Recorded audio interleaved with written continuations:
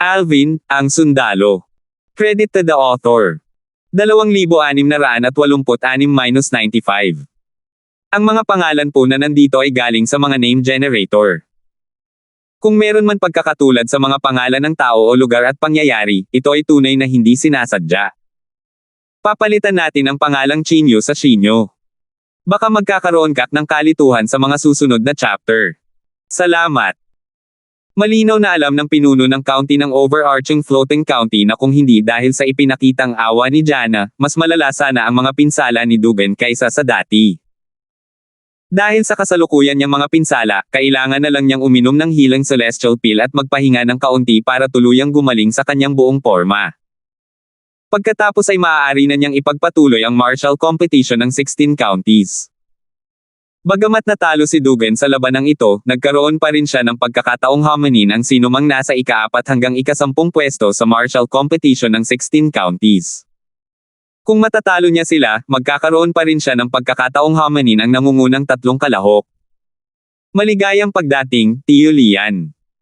Bilang anak ng County Chief ng Soaring Wind County, nakilala ni Jana ang County Chief ng Overarching Floating County, kaya agad siyang tumugon ng may ngiti ng pasalamatan siya ng kabilang panig. Pagkatapos, bumalik siya sa lineup at tumayo kasama ang iba pang top 10 contestant. Susunod. Walang pakialam na anunsyo ng MC ng martial competition ng 16 counties. Mateo Mo ng Breeze County. Hinahamon ko si Tyrell ng Tailhorse County. Pagkatapos magsalita ng MC, isang payat na binata ang lumapit at sinabing gusto niyang hamanin ang taong kasalukuyang nasa pangalawang pwesto sa martial competition ng 16 counties, si Tyrell Tong ng Tailhorse County. Si Tyrell ay isang binata na may 2 metrong taas na lalaki. Siya ay maskulado at may kayumangging balat. Matapos mapangalanan, siya ay tumayo ng may tame time. Gayunpaman, siya ay nagsuot ng blankong ekspresyon. Pagkatapos, pumasok siya sa battle ring at hinarap ang pinakamahusay na kandidato ng Breeze County, si Mateo, na naghihintay na sa kanya sa battle ring. Nagkataon lang na sabay silang umatake. Bang! Boom! Boom! Pagkalipas ng halos 30 hininga, isang figure ang umatras at sumuko. Hindi ako kalaban mo. Sumusuko na ako. Ang taong sumuko ay si Tyrell ng Tailhorse County. Kabilang sa mga pinakamahusay na kandidato mula sa 13 county, 2 sa kanila ang lumitaw. Bukod kay Dugan ng overarching floating county na natalo, tinalo ni Mateo mula sa Breeze County si Tyrell at napalitan ang kanyang pwesto upang maging pangalawa sa martial competition ng 16 na counties sa ngayon. Kung tungkol naman kay Tyrell, siya ang naging pangatlo. Ang mga nasa pangatlo hanggang pang-9 na pwesto ay bumaba rin ng 1 pwesto. Ang taong dating nasa pang-10 pwesto ay wala na ngayon sa top 10. Napipilitin kang lumabas sa top 10 ngayon, pero binigyan ka na ng pagkakataong hamanin ang sino man sa top 10 ngayon. Kung matatalo mo sila, papalit ka sa kanila at mananatili sa top 10 sa ngayon. Tumingin ang MC sa binata na wala na sa top 10 nanograms martial competition ng 16 counties at sinabing, kung palalampasan mo ang pagkakataong ito, wala ka ng pagkakataong mapasama sa top 10 nanograms martial competition ng 16 counties. Mayroon kang 10 hininga na oras para pag-isipan, kaya pag-isipan mong mabuti ang mga bagay-bagay at ipaalam mo sa akin. Susuko na ako. Sa loob lamang ng halos 2 paghinga, nakapagdesisyon na ang binata. Pinili niyang talikuran ang pagkakataong ito. Hindi siya sana nakapasok sa ika-10 pwesto kung matatalo niya ang sino man sa mga nauna sa kanya. Ang pinakabagong karagdagan sa nangungunang 10 ng martial competition ng 16 counties ay mas malakas pa kay Mateo. Alam niyang wala siyang laban dito. Kaya naman, pinili niyang sumuko dahil alam niyang imposibleng manalo siya. Susunod. Susunod. Paulit-ulit na ipinakilala ng MC ang pinakamahuhusay na kandidato mula sa 13 county. Puspusan na ang kompetisyon. Sa proseso, parami ng parami sa mga tao, na pansamantalang nakalista sa nangungunang 10 ng martial competition ng 16 counties, ang napipilitang umalis. Maaari silang matalo sa hamon o hindi na maglakas loob na hamanin ang mga bagong dating. Ang pinakanatatanging kalahok ay, syempre, ang pinakamahusay na mga kandidato ng Fair Mountain County, si Jinyang, at Soaring Wind County, si Jonash Chu. Si Jonash ay kapatid ni Jana Chu, na pansamantalang nangunguna sa ranggo. Siya rin ang anak ng pinuno ng county ng Soaring Wind County. Matapos ang maraming labanan, malapit nang matapos ang martial competition ng 16 counties. Si Jana, na pansamantalang nangunguna sa martial competition ng 16 counties, ay hindi lamang napilitang umalis sa unang pwesto, kundi hindi rin siya kabilang sa top 3. Sa ngayon, nasa ika-6 siya sa martial competition ng 16 counties. Gayunpaman, kung walang aksidente, hindi dapat magbago ng malaki ang kanyang rango. Sa pinakamatagal na panahon, isa pa siyang mawawala, at mangyayari lamang iyon kapag lumitaw ang pinakamahusay na kandidato mula sa 9 Spectre County, si Alvin, at mas malakas kaysa sa kanya. Tunay ngang mas malakas si Alvin kaysa sa kanya. Kaya naman, hanggat lumalabas si Alvin, tiyak na bababa ang posisyon nito. Kung hindi lilito si Alvin, mapapanatili niya ang kanyang rango. Sa puntong iyon, ang nangungunang 10 sa martial competition ng 16 counties ay ang mga sumusunod. Una, si Jin Yang ng Fair Mountain County. Pangalawa, si John Ash ng Soaring Wind County. Pangatlo, si Jumong Zong ng Mapayapang Kondado. Pang-apat, si Finch ng Red Cloud County. Pang-lima, Janong Zhang ng Plum Blossom County. Pang-anim, si Janet Chu ng Soaring Wind County. Ikapito, Mateo ng Kondado ng Breeze. Pang-walo, Tyrell ng Kondado ng Ngipin ng Kabayo. Pang-siyam, Shelton yan ng One Heart County. Pang-sampo, si Dugan ng Overarching Floating County. Bukod kina Jin Yang ng Fair Mountain County at John Ash ng Soaring Wind County na hindi naglaban, ang iba ay naglaban na. Malinaw ang resulta. Sa madaling salita, sina Jin Yang at John Ash ang maglalaban para sa unang pwesto sa martial competition ng 16 counties. Kung hindi darating si Alvin, ang unang pwesto sa martial competition ng 16 counties ay mapapasa kina Jin Yang o John Ash. Oo. Kung hindi lilito si Alvin, ang una at pangalawang pwesto lamang sa martial competition ng 16 na kondado ang maaaring magbago. Ang susunod na 8 ay mananatiling pareho. Kung darating si Alvin, tiyak na kanya ang unang pwesto sa martial competition ng 16 counties. Kung mabubuhay siya nang naaayon sa kanyang pangalan.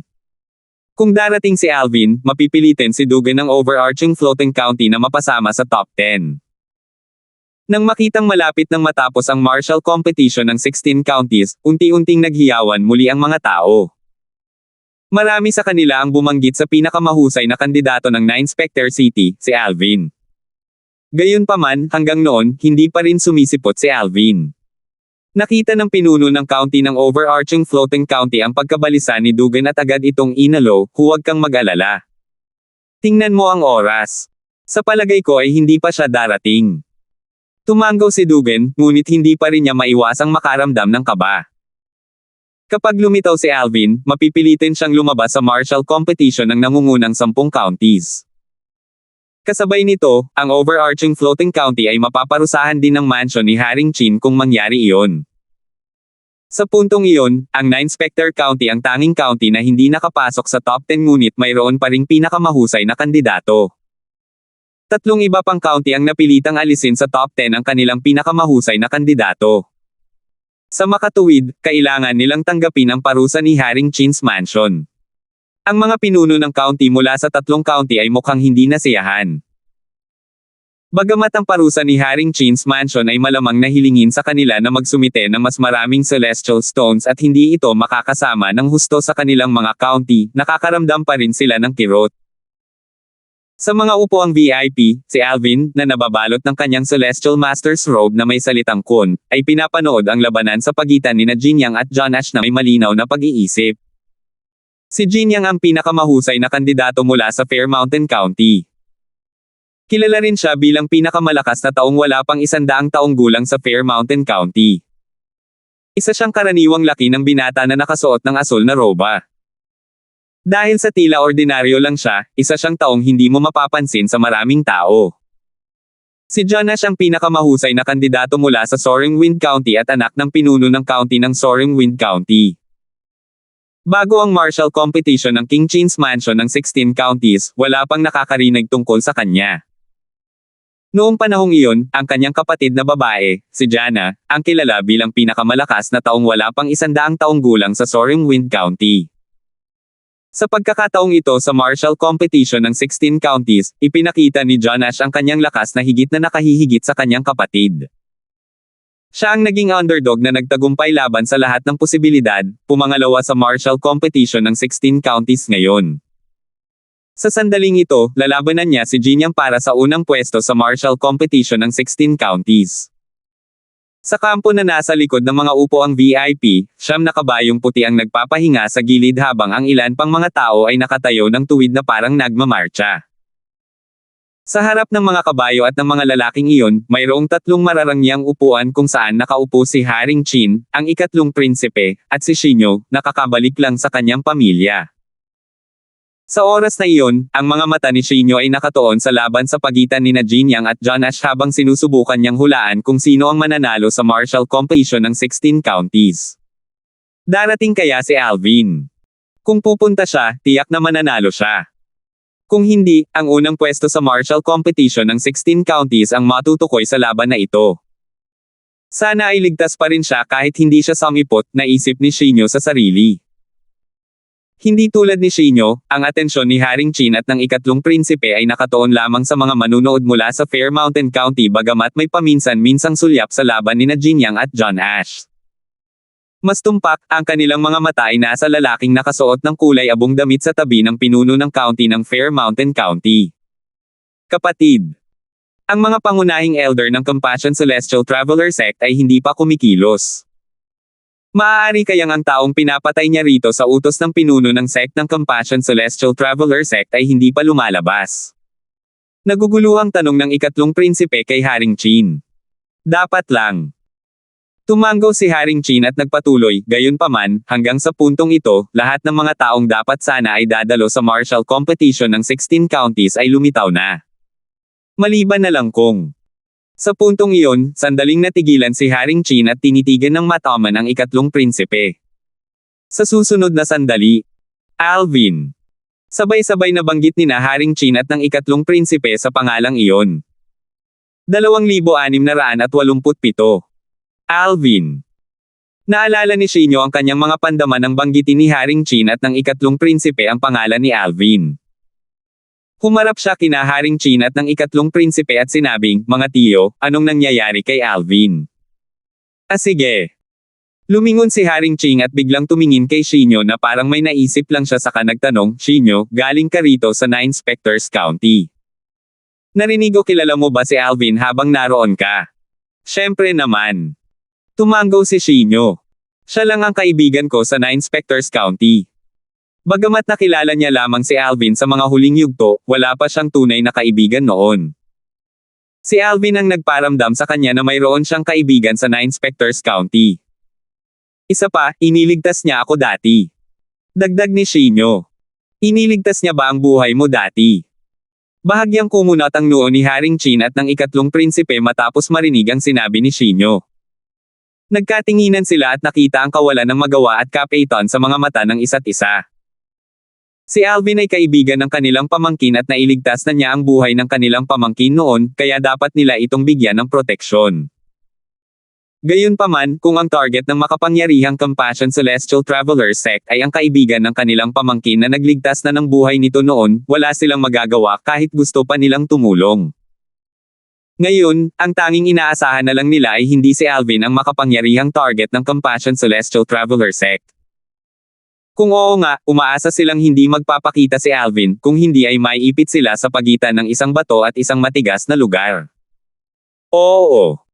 Tumango si Shinyo, at kasabay nito, nakita niya ang kawalan ng magawa sa mga mata ni Haring Chin at ng ikatlong prinsipe.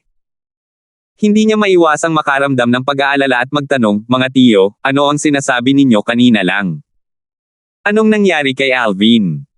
Nag-alala si Shinyo nang marinig niyang binabanggit ang pangalan ni Alvin. Bagamat hindi niya malinaw na narinig ang pag-uusap ng kanyang mga tiyuhin ngayon lang, may hindi pa rin mapakialang pakiramdam na bumangon sa kanyang sikmura. "Shinyo, haka-haka lamang natin ito." Bumantong hininga ang ikatlong prinsipe. "Anong haka-haka?"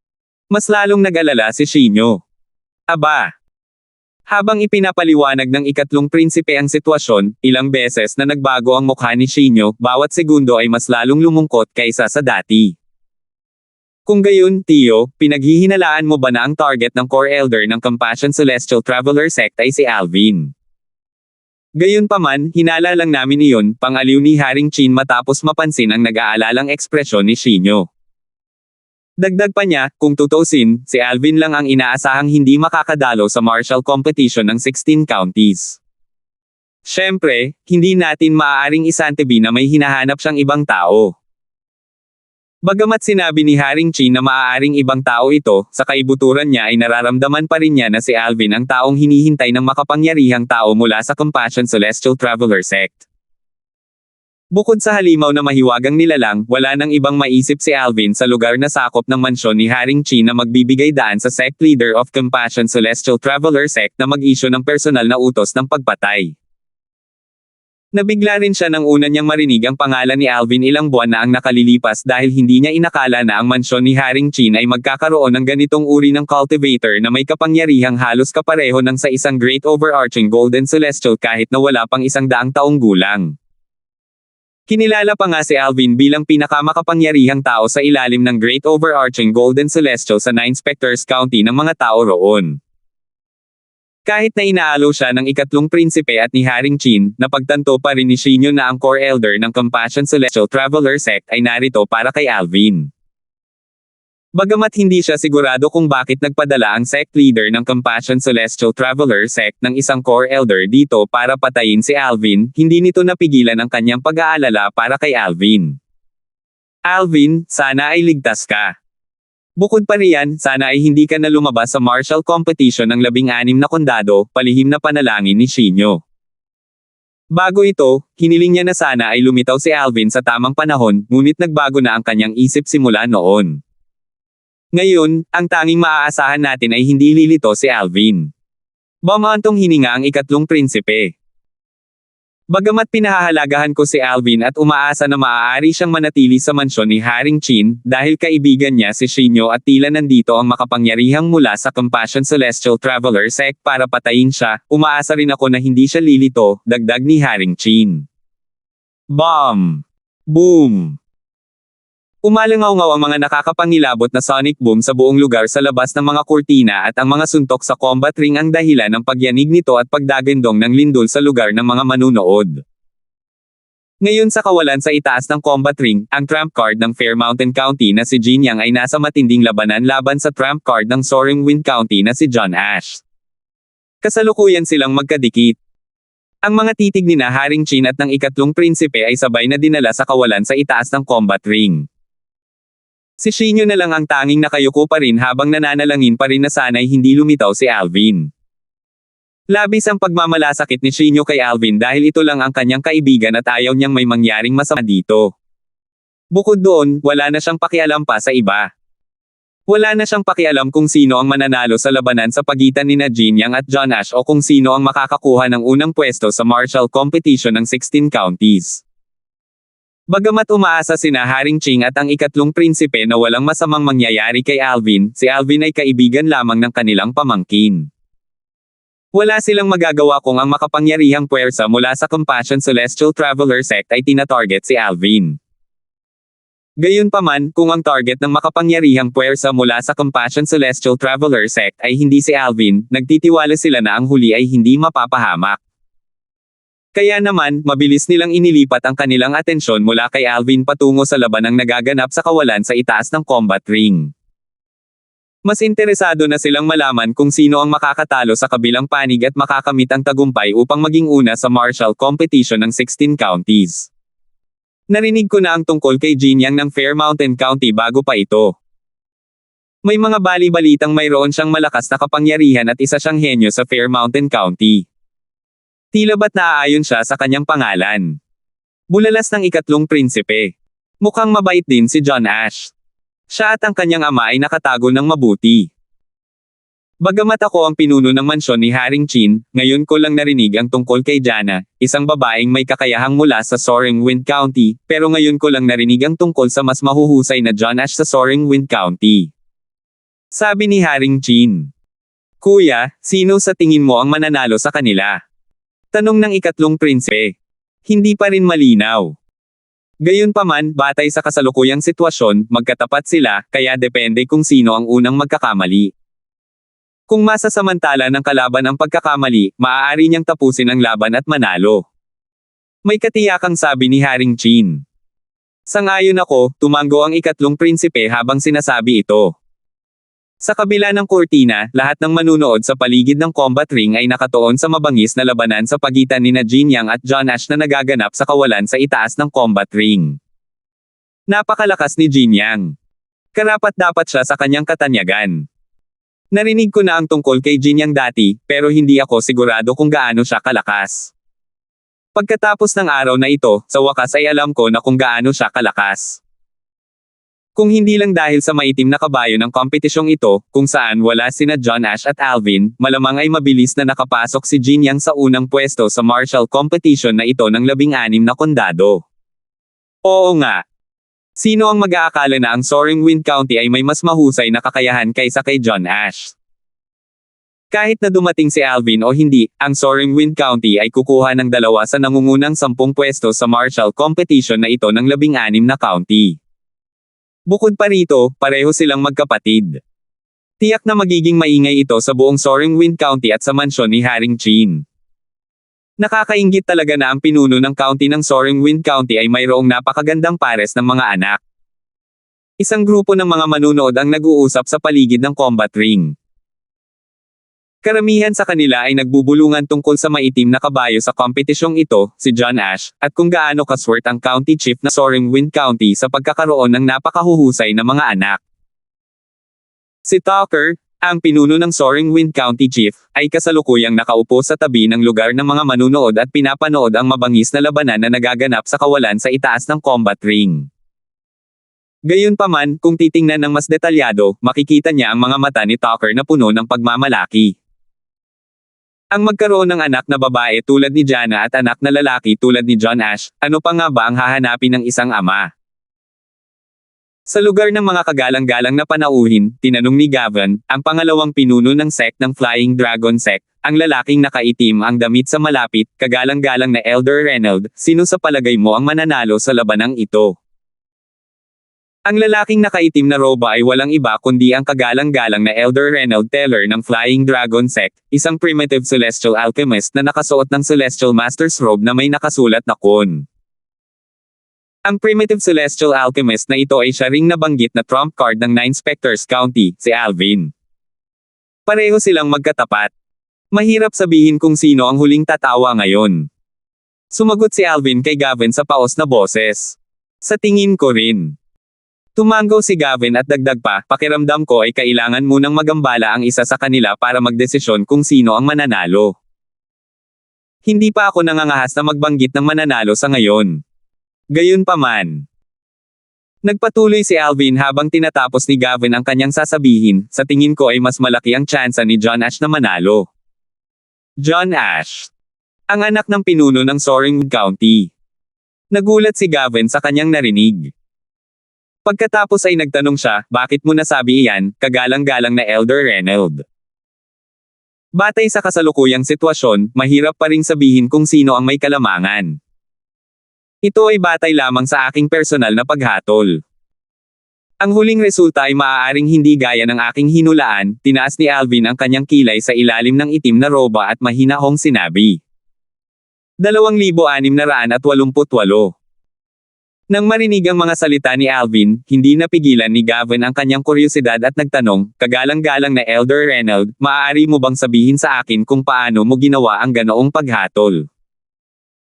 Kahit daan-daan o libu-libong tao ang magtanong, isasagot pa rin niya na 50 hanggang 50 ang tsansa na manalo sa pagitan nina Jin Yang at John Ash. Mahirap, halos imposible, para kay Gavin na sabihin ng sigurado kung sino ang mananalo.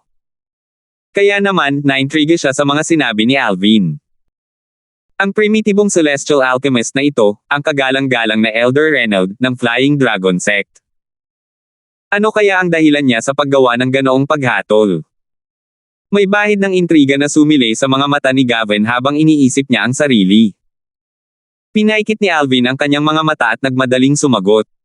Mas kalmado si John Ash kumpara kay Jin Yang. Malamang na magambala si Jin Yang at magkamali. Samantala, kung magkamali si John Ash, mapapanatili pa rin niya ang kanyang kahinahunan.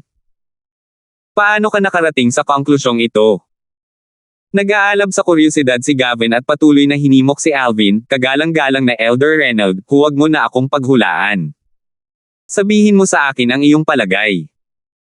Tama iyan, kagalang-galang na Elder Reynold, sabihin mo sa amin. Kagalang-galang na Elder Reynold, gusto kong malaman kung bakit ganoon din ang iniisip mo. Kagalang-galang na Elder Reynold. Ang mga taong mula sa Flying Dragon Sect na sumama kina Gavin at Alvin ay na-curious din. Natural lang, hindi nila alam na ang taong nasa harap nila na nababalot ng itim na roba ay ang alas ng 9 Specters County na pinag-uusapan ng lahat simula pa noong nagsimula ang martial competition ng 16 na counties. Wala silang ideya na siya ang Golden Celestial na wala pang 100 taong gulang ngunit may lakas na maihahambing sa isang great overarching Golden Celestial. Kilala lang nila siya bilang revered Elder Reynold mula sa Flying Dragon Sect na isang primitive celestial alchemist na may kahangahangang kasanayan sa alchemy. Hindi lamang ang mga miyembro mula sa Flying Dragon Sect ang na-curious, kundi maging ang mga mula sa ibang mga sekta at angkan na nakarinig ng pag-uusap nina Alvin at Gavin ay na-curious din. Hinihintay nilang lahat na ibunyag ni Alvin ang kanyang mga iniisip. Bigla na lang, isang malakas na pangungutya ang umalangaw-ngaw sa hangin. Ito ay mula sa isang lalaking may kulot na balbas na nakatayo kasama ang isang grupo ng mga taong nakatayo sa malapit. Malamig niyang sinulyapan ang mga tao mula sa Flying Dragon Sect at may paghamak na sinabi, mga hanggal. Sa ngayon, kahit si Lord King Chin ay walang kumpiyansa na sabihin na si John Ash ang may kalamangan. Ano ang alam ng isang primitive celestial alchemist tungkol sa mga ganitong bagay? Sa tingin ko dapat kayong magtuon na lang sa pagpino ng mga medicinal pills at tumigil na sa pag-arte na parang isang taong alam ang lahat. Aaron, paano mo nagawang maging bastos kay kagalang-galang na Elder Reynold? Sinusubukan ba ng Poison King Sect na pukawin ang Flying Dragon Sect o ito ba ay personal na pag-atake kay kagalang-galang na Elder Reynold? Seryosong tanong ni Gavin. Tumayo siya at tinitigan si Aaron, halatang galit na galit. Si Aaron ang Vice-Sect leader ng Poison King Sect. May isang tao mula sa Flying Dragon Sect ang nagbunyag ng pagkakakilanlan ni Aaron. Samantala, ang mga tao mula sa ibang mga sekta at angkan ay nagbulungan sa isa't isa nang makita nilang tila nagkagulo ang Flying Dragon Sect at ang Poison King Sect. Ang Poison King Sect at Flying Dragon Sect ay 100 taon nang magkaaway. Hindi ako makapaniwala na nag-aasaran pa sila noong martial competition ng 16 na counties. Hindi ko inakalang maglalakas loob silang kumilos ng walang ingat sa mansyon ni Haring Chin, lalo na't kasama si Haring Chin. Kahit galit na galit sila, hindi pa rin sila mangangahas na kumilos ng walang ingat. Kung lilikha sila ng gulo dito, tiyak na parurusahan sila ng mansyon ni Haring Chin. Sa sandaling ito, ang pangalawang pinuno ng sekta ng Poison King Sect, si Aaron, ay tumayo at napangisi bago niya sinabi ng mayabang, sa tingin mo ba ay natatakot kami sa Flying Dragon Sect? Malinaw na hindi siya natatakot na masaktan si Gavin na siyang pangalawang pinuno ng sekta ng Flying Dragon Sect. Dahil si Aaron ang pinakamataas na ranggo mula sa Poison King Sect na naroon sa pinangyarihan, nang papunta siya kay Gavin, sumunod ang kanyang mga nasasakupan. Para bang makikipaglaban sila. Sekta ng Hari ng Lason. Si Alvin, na nakasuot ng Celestial Master's Robe na may nakasulat na kun, ay naninangkit ang kanyang mga mata. Bagamat kamakailan lamang siya naging isang revered elder ng Flying Dragon Sect, hindi ito ang unang pagkakataon na narinig niya ang tungkol sa sekta ng Hari ng Lason. Alam niyang mahusay sila sa paggamit ng lason. Natural lang, karamihan sa mga lason mula sa Poison King Sect ay epektibo lamang sa mga mas mahihina kaysa sa Great Overarching Golden Celestials. Tanging ang sect guarding poison ng Poison King Sect ang banta sa Great Overarching Golden Celestials. Mga 100 taon na ang nakalilipas, isang matinding labanan sa pagitan ng Flying Dragon Sect at Poison King Sect ang sumiklab dahil sa ugat ng Celestial Stone. Madyugo ang labanan at damanak ang dugo. Kalaunan, ang Great Overarching Golden Celestials mula sa magkabilang sekta ay natalo dahil sa labanang ito. Natapos lamang ang labanan nang makialam ang mansyon ni Haring Chin at inangkin ang ugat ng Celestial Stone. Simula noon, naging magkaaway ang dalawang sekta. Hindi nila kailanman pinalalampas ang pagkakataong mag-away tulad ngayon. Ramdam na ramdam ang tensyon sa hangin ng sandaling iyon nang biglang sinabi ni Alvin, "Ikaw ang Vice Sect Leader ng Poison King Sect. Ikaw. Nangangahas ka bang tumaya sa akin?" Tumingin si Aaron kay Alvin. Nagulat siya sa kahilingan ni Alvin na tumaya. Ilang sandali bago siya nakabawi sa kanyang katinoan. "Anong postahan?" Sagot ni Aaron na nagngalit ang mga ngipin. Namumula ang mukha niya sa galit. "Postahan tayo kung mananalo si John Ash sa laban." Sabi ni Alvin, "Natural lang, alam kong sa tingin mo ay may 50% na tsansa si John Ash na manalo sa laban na ito. Gagawin kong sulit ang taya mo." Nagpatuloy siya bago pa makasagot si Aaron, "Kung mananalo si Jin Yang, bibigyan kita ng 100,000 prominenteng Celestial Stones. Kung mananalo si John Ash, 50,000 prominenteng Celestial Stones na lang ang ibibigay mo sa akin." Pagkatapos, kinutya niya ulit si Aaron, "Pangalawang pinuno ng Sekta Blalwell, nangangahas ka bang tanggapin ang taya na ito?" Sabay-sabay na napabuntong hininga ang mga panauhing pandangal. Natigilan sila sa mga sinabi ni Alvin. Nagsimula silang magbulungan muli. Karamihan sa kanila ay nakaramdam na hindi patas ang postahan kay Alvin. Nababaliw na ba ang Primitive Celestial Alchemist mula sa Flying Dragon Sect? Malinaw na hindi patas ang pusta na ito. Pantay ang laban ni Jin Yang at John Ash. Malinaw na may 50 hanggang 50 na tsansa na manalo ang alinman sa kanila. Maaari pa nga itong magtapos sa tabla. Hindi pinapayagan ng martial competition ng 16 na counties na matapos sa tabla ang isang laban, tama ba? Kung hindi ako nagkakamali, kung wala pa ring malinaw na panalo ang laban pagkalipas ng isang oras, tataasan ng Master of Ceremony ang kahirapan at mas dadamihan ang pressure ng laban para matukoy ang mananalo. Tiyak na madi-distract ang mandirigma kapag nakikipaglaban sa ilalim ng pressure. Sa oras na iyon, mabubunyag ang kanilang mga kapintasan. Sa pamamagitan nito, matutukoy ang mananalo. 100,000 kilalang Celestial Stones. Nakabawi na ng katinoan si Aaron at nagpatuloy sa pagtatanong, "Sigurado ka ba?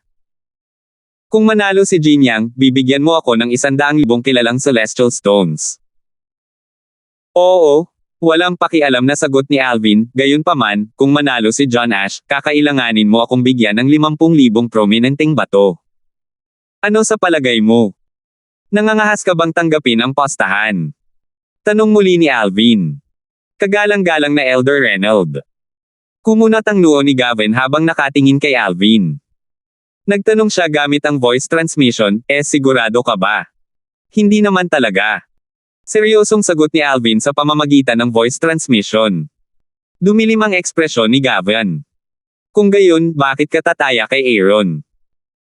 "Gayunpaman, 70% akong kumpiyansa na tama ako," putol ni Alvin kay Gavin bago pa man makapagpatuloy si Gavin sa pagsasalita. Sandali na nawala ng malay si Gavin bago bumalot ang isang tuwa sa kanyang puso. Posible ba talagang malaman ng revered elder ng Flying Dragon Sect na si John Ash ang may kalamangan? Kung hindi, hindi siya gagawa ng ganoong taya, tama ba? Bukod pa rito, ang taya ay disbentahan niya. Tama. Pupuste siya ng 100,000 kilalang Celestial Stones laban sa 50,000 bato. Anong problema niya? Ibigay na lang niya ang mga Celestial Stone kay Aaron. Tulad ng kasabihan, kahit ang bulag na pusa ay may pagkakataong makahanap ng patay na daga. Paano kung manalo talaga si John Ash? Paano kung manalo si Jin Yang? Ang kaguluhan at pinanibik mula sa mga panauhin ay nakakuha rin ng atensyon ni Haring Chin at ng ikatlong prinsipe. Nakangiting sabi ng ikatlong prinsipe, ang primitibong celestial alchemist mula sa Flying Dragon Sect. Napakakatangi-tangi niya. Nagtataka ako kung bakit sigurado siyang si John Ash ang may kalamangan. Sabi ni Haring Chin habang umiiling. 2,689. Sa aking palagay, ang sinaunang celestial alchemist na iginagalang na elder ng Flying Dragon Sect ay gumagawa ng mga panlilinlang tulad ng sinabi ni Aaron mula sa Poison King Sect, sabi ng ikatlong prinsipe. Sa palagay ko ay hindi. Mukhang may tiwala siya sa kanyang mga salita, sabi ni Haring Chin. Nakatago sa likod ng mga kurtina, narinig ni na Haring Chin at ng ikatlong prinsipe ang patuloy na pag-uusap ni na Aaron at Alvin. Sige. Ako, si Aaron, ay sumasang-ayon sa pastahan mong ito. Gayunpaman, sigurado ka bang hindi ka tatanggi kung matatalo ka? Tila hindi makapaniwala si Aaron kay Alvin. Huwag kang mag-alala. 100,000 prominenteng celestial stones lang naman yan na hindi naman malaking bagay sa akin. Pero, dahil sinabi mo na, mas nag-aalala ako na baka itakwil mo, nag-aalinlangang sabi ni Alvin. Kalokohan. Ako ang marangal na deputy sect leader ng Poison King sect. Isa ba akong taong babaliktad sa kanyang pangako? Galit na tugon ni Aaron. Sino ang nakakaalam? Pagpapatuloy ni Alvin. Mukhang wala kayong tiwala sa isa't isa. Hayaan ninyong ako ang maging tagapamagitan ninyo. Malakas na sabi ng ikatlong prinsipe habang tumatayo siya mula sa kanyang marangyang upuan, lumabas sa mga kurtina, at lumitaw kasama ng mga panauhing pandangal. Pagbati, ikatlong prinsipe. Magalang na bati sa kanya ng mga panauhing pandangal. Ang ikatlong prinsipe ay kapatid ni Haring Chin at isa sa mga peak great overarching golden celestial powerhouse ng mansyon. Ang kanyang lakas ay pangalawa lamang kay Haring Chin. Kaya naman, natural lamang na siya ang naging tagapagsalita ni Haring Chin. Siya pa nga ang naging punong abala ng martial competition ng 16 na kondado. Paano yan? Kung magtitiwala kayo sa akin, ako ang magiging tagapamagitan at poprotekta sa inyong mga taya. Kapag nakapagdesisyon na ang nanalo, ibibigay ko ang taya sa mananalo. Hindi nagtagal ay dumating ang ikatlong prinsipe kasama ang mga miyembro ng Flying Dragon Sect at ng Poison King Sect. Siyempre, may tiwala ako sa ikatlong prinsipe. Kinabahan si Aaron nang malaman niyang ang pastahan sa pagitan niya at ni Alvin ay nakakuha ng atensyon ng ikatlong prinsipe. Kasabay nito, hinugot niya ang isang walang laman na singsing pangkalawakan, nilagyan ito ng 50,000 kilalang bato ng mga langit, at ibinigay ito sa ikatlong prinsipe. Dahil ang ikatlong prinsipe ang tagapamagitan, hindi ako natatakot na itatakwil niya ako, sabi ni Alvin habang naglalabas din siya ng isang spatial ring, naglagay ng 100,000 kilalang celestial stones, at ibinigay ito sa ikatlong prinsipe. Sinuri ng ikatlong prinsipe ang parehong spatial rings at tumango. Tama ang mga bilang. Gayunpaman. Tumingin siya kay Alvin at marahang ngumiti. Ikaw ang revered elder ng Flying Dragon Sect, tama ba ako? Maaari mo bang sabihin sa akin kung bakit ka napaka-optimistiko tungkol kay John Ash? Narinig ko ang bahagi ng pag-uusap ninyo kanina. Nabanggit mo na mas kalmado si John Ash kumpara kay Jin Yang. Kung ang isa sa kanila ay magambala at ibunyag ang kanyang mga kapintasan, sigurado ka bang si Jin Yang iyon sa halip na si John Ash? Bakit? Patuloy na tanong ng ikatlong prinsipe. Lahat ng mata ay nakatuon kay Alvin, kasama na si Aaron.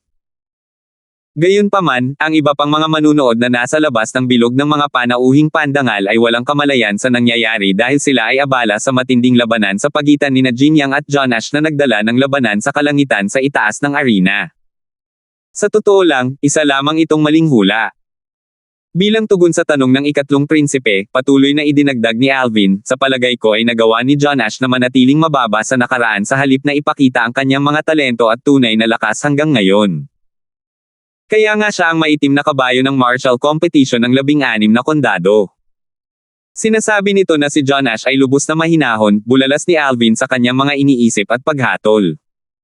May katuturan. Sandali na natigilan ang ikatlong prinsipe.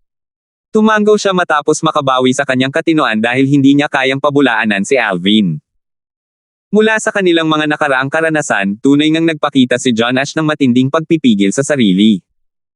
Gayunpaman, hindi makatwirang sabihin na si Jin Yang ay naiinip. Hahaha. Tumawa ng malakas si Aaron at agad na natigilan nang mapansin niya ang ikatlong prinsipe sa harap niya. Tiningnan niya si Alvin nang may pang-uuyam at sinabing, bagamat may katuturan naman, bakit sa tingin mo si Jin Yang ang unang mawawalan ng kontrol? Kung isa sa alang-alang nakapantay niya ang kanyang kalaban, sigurado akong sino mang nasa sitwasyon niya ay tiyak na ibibigay ang lahat ng kanyang makakaya at magiging lubhang maingat. Tunay ngang may punto si Alvin, ngunit hindi sapat para sabihing matatalo ni John Ash si Jin Yang sa huli. Bukod pa riyan, hindi madaling pakisamahan si Jin Yang. Maging ang mga panauhing pandangal ay ganoon din ang iniisip. Naiwan silang nadidismaya dahil inaasahan nila ang mga matibay na dahilan mula sa kanya. Sayang, hindi niya natupad ang kanilang mga inaasahan. Kagalang-galang na Elder Reynold, pabigla-bigla ka lang, sabi ni Gavin sa pamamagitan ng voice transmission. Bagamat may punto si Alvin, naramdaman ni Gavin na bahagyang mas mataas lamang ang tsansa ni John Ash na manalo laban kay Jin Yang sa 60%. Bakit naman sasabihin ng kagalang-galang na Elder Reynold na 70% siyang may kumpiyansa? Hindi niya maintindihan. Nagpatuloy si Alvin sa pamamagitan ng voice transmission, pangalawang pinuno ng sekta na si Hamilton, pasensya na. Kahit na matalo ako, hindi ko gagamitin ang kilalang Celestial Stones ng sekta. Hindi yun ang ibig kong sabihin. Pinilit ni Gavin na ngumiti. Sa sandaling ito, ang ikatlong prinsipe ay nakabalik na sa kanyang marangyang upuan sa likod ng mga kurtina. Akala ko ay nakumbinsi ako ng primitive celestial alchemist revered elder ng Flying Sect Dragon. Pero, mukhang medyo nakinabang lang si John Ash, hindi sulit na tumaya ng 100,000 prominenteng celestial stone sa kanya, sabi ng dismayadong ikatlong prinsipe habang umiiling. Hindi naman, hindi sang-ayon ni Haring Chin. Anong ibig mong sabihin, kuya? Tanong ng ikatlong prinsipe na may pagtataka. Sa laban na ito, may 70% na posibilidad na matalo si Jin Yang. Sabi ni Haring Chin. 70%. Bakit mo naman nasabi? Patuloy na tanong ng ikatlong prinsipe. Kahit na naipaliwanag na ni Alvin ang kanyang punto, naramdaman pa rin ng ikatlong prinsipe na 60% na lang ang tsansa ni John Ash na manalo sa laban. Gayunpaman, ngayon ay sinabi ni Haring Chin na 70% na lang. Kung totoo ito, ang pagtaas ng taya ay isang matalinong hakbang. Sa sandaling ito, si Shinyu, na walang pakialam sa pastahan at kaguluhan na nangyayari sa labas, ay naging mausisa kung bakit inaangkin ng kanyang panganay na tiyuhin ang sekretong sandata mula sa Fair Mountain County at mayroong 70% na posibilidad na matalo si Jin Yang. Kung hindi binanggit ng primitive celestial alchemist revered elder ng Flying Dragon Sect kung paano ipinakita ni John Ash ang kanyang kahinahunan, naisip ko na 50 hanggang 50 ang tsansa na manalo sa pagitan nina John Ash at Jin Yang. Bamantong hininga si Haring Chin. Naobserbahan ko ang bawat laban ni Jin Yang. Sa katunayan, mas naiinip siya kumpara kay John Ash. Mas mahina ang mga dati niyang kalaban kaysa sa kanya. Kaya naman hindi halata kapag naiinip siya, kaya hindi ko naisip iyon. Sa palagay ko ay naramdaman na ito ng primitive celestial alchemist revered elder ng Flying Dragon Sect, patuloy ni Haring Chin. Nakatuon ang kanyang mga mata sa itim na figure na nakaupo kasama ng mga panauhing pandangal. Ganoon ba? Akalain ko sana na mas mababa si Jin Yang kay John Ash kung naramdaman ko lang. Pero paano ito naramdaman ng primitive celestial alchemist revered elder ng Flying Dragon Sect? Mas mataas kaya ang cultivation level niya kaysa sa akin. Hindi makapaniwalang sabi ng third prince. Hanggat mayroon kang matalas na mata sa detalye, kahit ang isang yellow stage great overarching golden celestial ay madaling makakaramdam nito, sabi ni Haring Chin. Ang primitive celestial alchemist na ito na revered elder ng Flying Dragon Sect ay hindi kasing simple ng inaakala niya. Sa wakas ay nakapagpasya siya. Di nagtagal, lumipas ang 1 oras.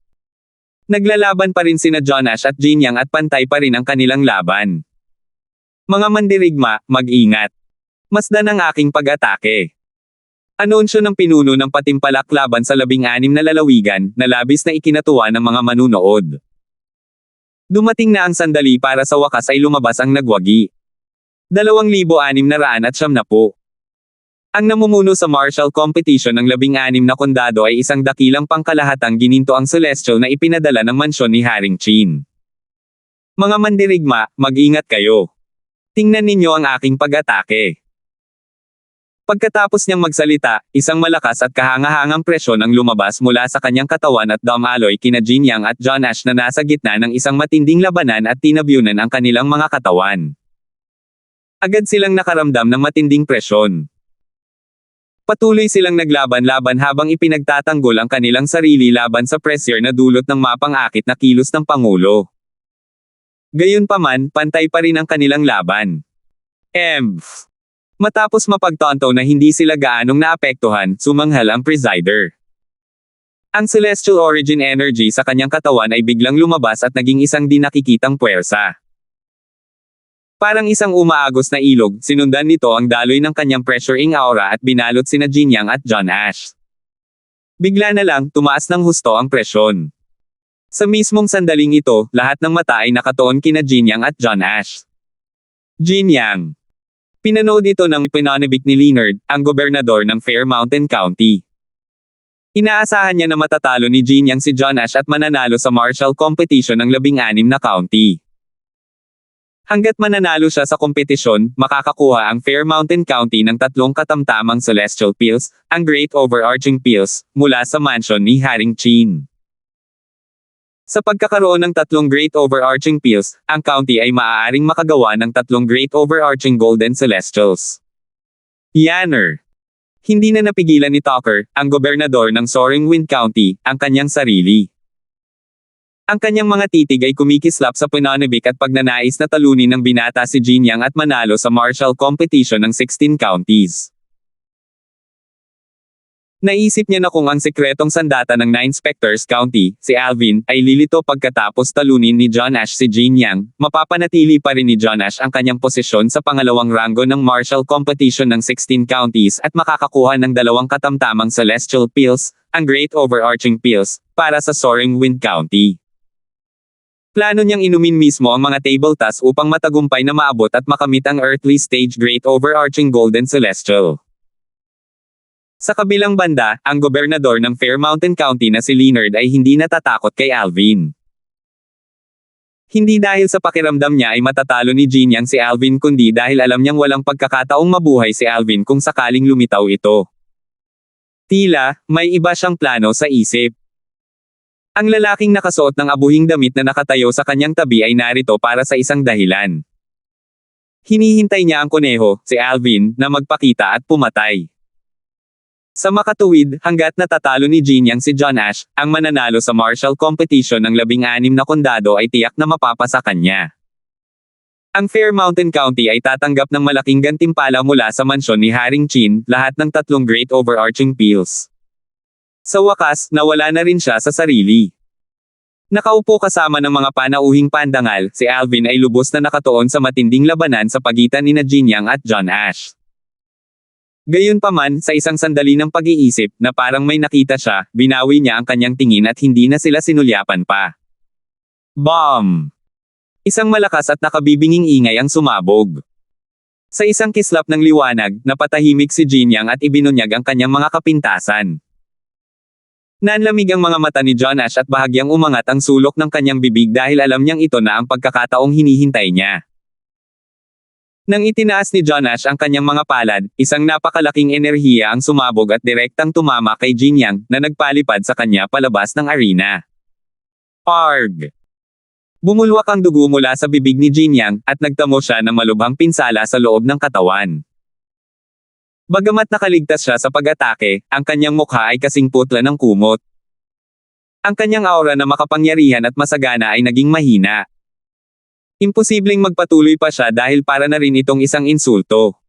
Sus Mariosep.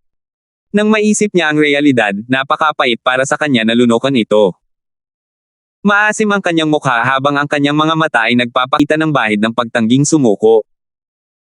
Kahit nag-aatubili siya, malinaw sa kanya na siya ay natalo. Gusto mo pa rin bang magpatuloy? Masayang tanong ni John Ash matapos niyang malubhang masugitan si Jin Yang dahil sa kanyang suntok. Haamon kita muli pagkatapos kong lubusang gumaling. At hindi na ako magiging pabaya gaya ng dati. Sagot ni Jin Yang habang malamig na sumulyap sa kanya at bumalik sa kinauupuan ng mga miyembro ng Fair Mountain County. Dumiretso siya sa kanyang gobernador ng county na si Leonard, habang nakayuko ang ulo at same time na humingi ng tawad, Gobernador ng county, pasensya na kung binaygo kita. Bumantong hininga si Leonard. Ayos lang. Kahit hindi ka nanalo sa martial competition ng 16 counties, mahusay kang nakipaglaban at nakakuha ng kahit 2 Great Overarching Pills para sa Fair Mountain County. Isang tableta lang ang kulang. Sa totoo lang, sa kaibuturan niya, labis siyang nadismaya kay Jin Yang. Gobernador ng county, hindi ba't masyadong maaga para sabihin iyon? Hindi pa sigurado kung lilito si Alvin. Kung lilito siya, si Jinyang ay magiging pangatlo lamang sa martial competition ng 16 na county, sabi ng isang elder mula sa Fair Mountain County na may atubiling ngiti. Maaaring hindi lumitaw si Alvin. Kahit na lumitaw siya, maaaring hindi niya kapalaran ang manalo sa martial competition ng 16 na kondado. Pangungot siya ni Leonard. Nagsalita siya ng may kumpiyansa na parang 100% siyang sigurado na lumitaw man si Alvin o hindi nito maaapektuhan ang resulta ng pagranggo ni Jinyang sa pangalawang pwesto sa martial competition ng 16 na kondado. Nang marinig ang sinabi ni Leonard, ang mga matatanda, ang mga iginagalang na matatanda, at ang mga batang may kapangyarihan ng Fair Mountain County ay sabay-sabay na sumulyap sa misteryosong taong nababalutan ng kulay abong damit na nakatayo sa tabi niya. Ang lalaking nakaabong ito. Maaari kayang isa siyang hitman na inupahan ng gobernador ng county para patayin si Alvin. Imposibleng imposible. Nandito na ang ikatlong prinsipe, at gayon din si Haring Chin. Ang lalaking nakaabo ay maaaring walang pagkakataong patayin si Alvin. Kahit na gawin niya ito, natatakot ako na hindi siya makakatakas. Sa katunayan, kami, ang Fair Mountain Sect, ay tiyak na masasangkot. Pakiramdam ko ay imposible rin ito. Sa madaling salita, kahit na mapatay ng lalaking nakaabong ito si Alvin at makatakas, naniniwala ang mansyon ni Haring Chin na balak nating sirain ang martial competition ng 16 na kondado. Sa oras na iyon, kalimutan na natin ang gantimpala. Magiging kaaya-aya sa mansyon ni Haring Chin na hindi na lang tayo parusahan. Kung hindi siya inupahan para patayin si Alvin, bakit ganoon na lang kalakas ang loob ng gobernador ng county na sabihin kahit nandito si Alvin, wala siyang kapalaran na manalo sa martial competition ng 16 na county. Palihim na nag-uusap ang mga miyembro ng Fair Mountain Sect sa pamamagitan ng voice transmission. Gayunpaman, hindi pa rin nila maintindihan kung bakit kumpiyansa ang gobernador ng kanilang county na si Jinyang ay pangalawa pa rin sa ranggo kahit na lumitaw si Alvin. Nanalo si John Ash. Hindi ko inaasahan na mananalo si John Ash sa huli. Naging tanyag ang Soaring Wind County sa pagkakataong ito. Nakita ko ng malinaw ang nangyari ngayon lang. Hindi na nakapagpigil si Jinyang, at sinamantala ni John Ash ang pagkakataon para patayin siya. Kahit ano pa ang mangyari, kung matalo ka, talo ka. Si John Ash ang tunay na mananalo. Ultimate winner. Hindi ba't masyado pang maaga para sabihin yan? Tutal, hindi pa naman lumalabas si Alvin, ang sikretong sandata ng 9 Specters County. Tama. Kung darating si Alvin, ang tunay na mananalo sa martial competition ng 16 counties ay tiyak na siya. Gayunpaman, kung hindi siya darating, si John Ash ang magiging tunay na mananalo. Hindi mahalaga kung darating si Alvin o hindi. Nag-iwan ng marka si John Ash sa martial competition na ito ng 16 na kondado. Bukod pa rito, nag-iwan siya ng marka sa pamamagitan ng pagtalo kay Jinyang. Ang mga upuan ng mga manunood na nakapalibot sa arena ay puno ng ingay at kaguluhan. Ang mga gobernador ng county mula sa ibang mga county ay nagkusa na batiin ang gobernador ng Soaring Wind County na si Tucker para sa kanilang kahangahangang panalo. Gobernador ng county na si Chu. Binabati ko ang inyong anak sa pagkapanalo sa unang pwesto sa martial competition ng 16 na counties. Gobernador Chu ng county, bago pa ito, alam na namin na mayroon kang anak na babae na may natatanging kakayahan. Sino ang mag-aakala ng iyong anak ay hihigit pa sa kanyang kapatid na babae? Naiinggit talaga kami. Gobernador Chu ng county, ang anak ko ay nasa edad na para mag-asawa. Bakit hindi natin ayusin ang kanilang kasal? Ang grupo ng mga gobernador ng county na bumubulong kay Gobernador Chu ng Soaring Wind County ay tiyak na nagpasigla sa kanyang espiritu. Pagbalik sa mga upuan para sa mga panauhing pandangal, panandalian lamang ang ingay kumpara sa maingay na tila walang katapusan sa labas, at di nagtagal, katahimikan ng bomb alot. Ito ay dahil may nagsabi, simula nang manalo si John Ash, nanalo na rin ang Primitive Celestial Alchemist Revered Elder ng Flying Dragon Sect, tama ba? Habang kumakalat ang balita sa kanila, naalala ng mga tao ang isang postahan sa pagitan ng dalawang lalaki kanina kung saan ang ikatlong prinsipe ang tagapamagitan at tagapangalaga ng kanilang mga postahan. Talo na si Aaron, ang pangalawang pinuno ng sekta ng King Poison Sect. 50,000 kilalang bato ng mga langit. 50,000 bato.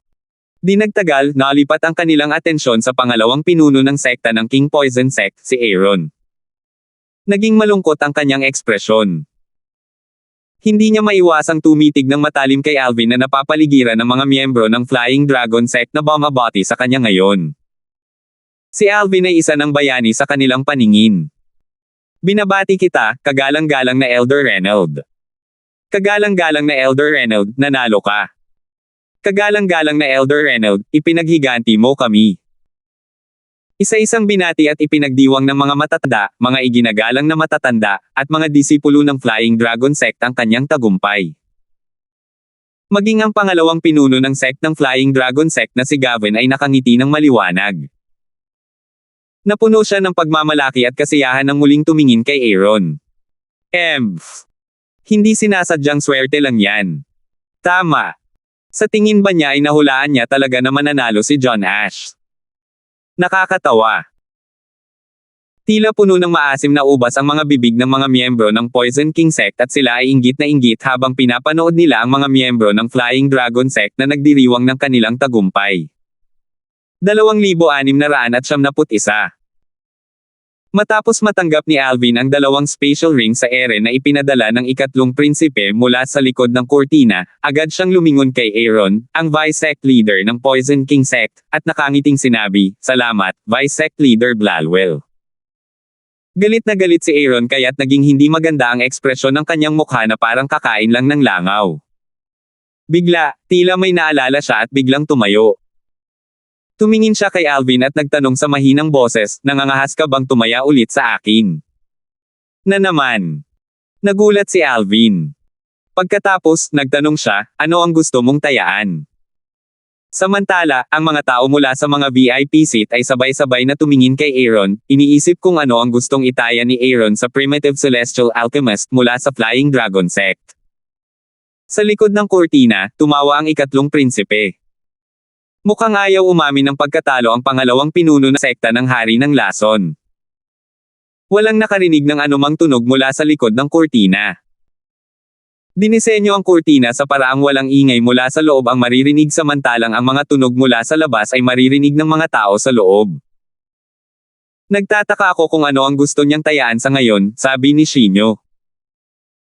Isang makahulugang tingin ang sumilay sa mga mata ni Haring Chin, at sinabi niya, sa sandaling ito, ano pa ang maaari niyang tayaan bukod sa kung darating ba si Alvin, ang alas ng 9 Specters County. Para bang nababasa niya ang iniisip ni Aaron. Postahan kung darating si Alvin. Nagulat si Shinyo.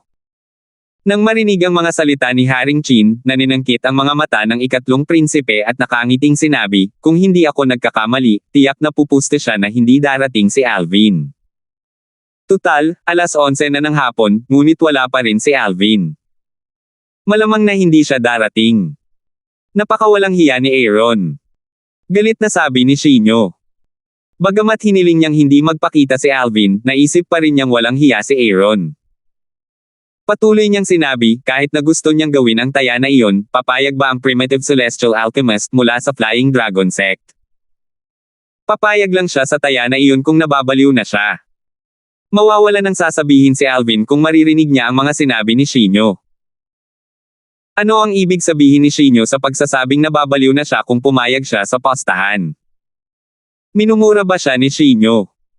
Tulad ng sinabi mo.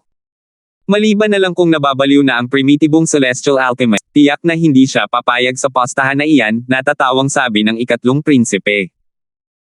Samantala, sa mga upuang VIP sa labas ng kurtina, sinabi ni Aaron, postahan tayo kung makakadalaw si Alvin sa martial competition ng 16 na county. Pagkatapos magsalita ni Aaron, tumahimik ang lahat. Umiling ang marami sa mga VIP. Anong klaseng taya ito? Tama. Napakawalang kwentang taya. Gabi na, pero hindi pa rin sumisipot si Alvin. Malamang na hindi siya sisipot. Maliban na lang kung tumaya si Vice Sect Leader Blackwell na darating si Alvin, mayroon ba talagang sinuman na tataya sa kanya? Sa tingin mo ba ay tataya siya na darating si Alvin? May isang nakangising sabi. Habang nag-uusap ang mga VIP, napatingin din sila kay Aaron ng may pagtataka. Inisip nila kung tataya ba siya na pupunta si Alvin sa martial competition ng 16 na county. Maging ang mga tao mula sa Flying Dragon Sect ay nakatingin din kay Aaron. Sa harap ng nag-aalab na tingin mula sa karamihan, tila hindi nahiya si Aaron. Sinabi niya, pupusto ako ng 100,000 kilalang Celestial Stones na hindi lilito si Alvin, ang alas ng 9 Specters County. Nang marinig ang mga salita ni Aaron, naramdaman ng lahat na wala siyang kahihiyan. Gayunpaman, patuloy na sinabi ni Aaron ng walang bahid ng kahihiyan, natural lang, dahil mas mataas ang posibilidad na manalo ako, 50,000 prominenteng Celestial Stones lang ang babayaran mo kung matatalo ka. Nang marinig ito, hindi napigilan ni Gavin, ang Vice Sect leader ng Flying Dragon Sect, na magsabi ng may paghamak, walang hiya. Aaron, napakawalang mo. Karamihan sa mga tao mula sa Flying Dragon Sect ay nagsimulang sawayin si Aaron. Pakiramdam din nilang lahat ay wala siyang kahihiyan. Walang hiya. Napakawalang niya. Tanging mga tao mula sa Poison King Sect ang makakaisip ng ganoong pusta. Malamang na hindi darating si Alvin dahil gabi na. Ano ang saysay kung magbabayad si Aaron ng 100,000 prominenteng Celestial Stones? Kahit na magbabayad siya ng 200,000 Celestial Stones, mawawala pa rin kay Revered Elder Reynold ang 50,000 prominenteng Celestial Stones dahil malamang na hindi darating si Alvin. Isang hanggal lang ang papayag sa ganoong postahan. Maging ang mga miyembro ng Poison King Sect ay nakaramdam na ang kanilang pinuno ng Vice Sect ay walang hiya rin. Gayunpaman, paano sila makakasundo sa mga tagalabas at hahatulan ang kanilang pinuno ng Vice Sect? Kaya naman, marami sa kanila ang tumingin sa mga tao mula sa Flying Dragon Sect at gumanti, binabaluktot ang mga katotohanan upang umangkop sa kanila. Anong ibig mong sabihin sa walang hiya? Kung ayaw mong pumayag sa postahan, tumanggi ka na lang. Hindi naman sa tinutusok ka namin ng kutsilyo sa leeg at pinipilit kang pumayag sa postahan. Tama. Tumanggi ka na lang kung ayaw mo.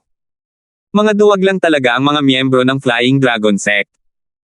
Nang marinig ng mga tao mula sa ibang paksayon ang mga salita ng mga miyembro ng Poison King Sect, hindi lamang nila inisip na walang hiya si Aaron, kundi inisip din nila na walang hiya ang buong Poison King Sect.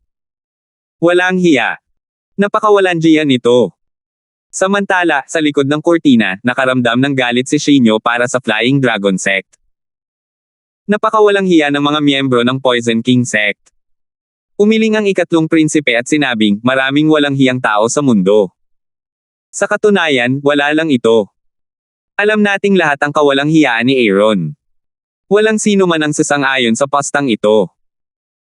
Kasabay nito, ang punong abala para sa martial competition ng 16 na county ay nakalutang sa hangin habang nakatingin sa lugar kung saan nakaupo ang mga tao mula sa 9 Specters County.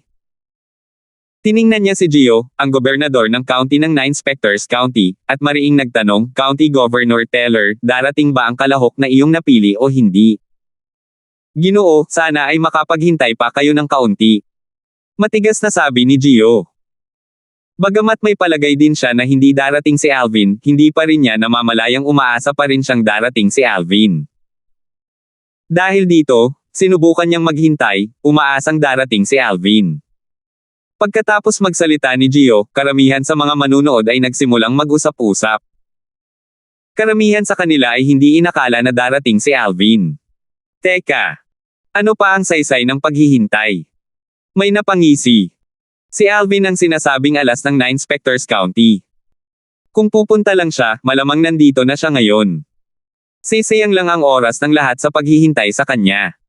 Tiyak na hindi siya darating. Samantala, bahagyang napakunot ang noo ng punong abala nang marinig ang mga salita ni Gio.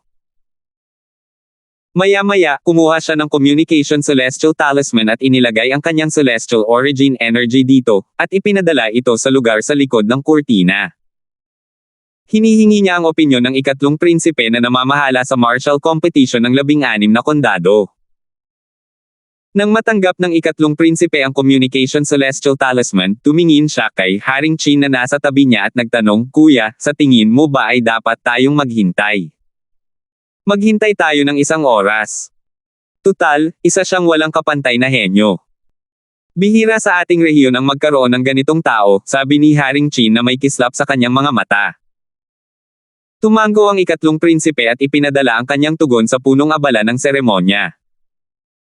Nang matanggap ng punong abala ang tugon ng ikatlong prinsipe, ipinahayag niya, nagpasya si Haring Chin na maghintay ng isa pang oras para sa pagdating ni Alvin dahil pinahahalagahan niya ang isang walang kapantay na henyo tulad ni Alvin. Kung hindi siya darating pagkalipas ng isang oras, si John Ash mula sa Soaring Wind County ang ideklarang panalo sa martial competition ng 16 na county. Bagamat nadama ng karamihan na sayang lang ang oras sa paghihintay ng isang oras, wala ni isa sa kanila ang nang-ahas na tumutol.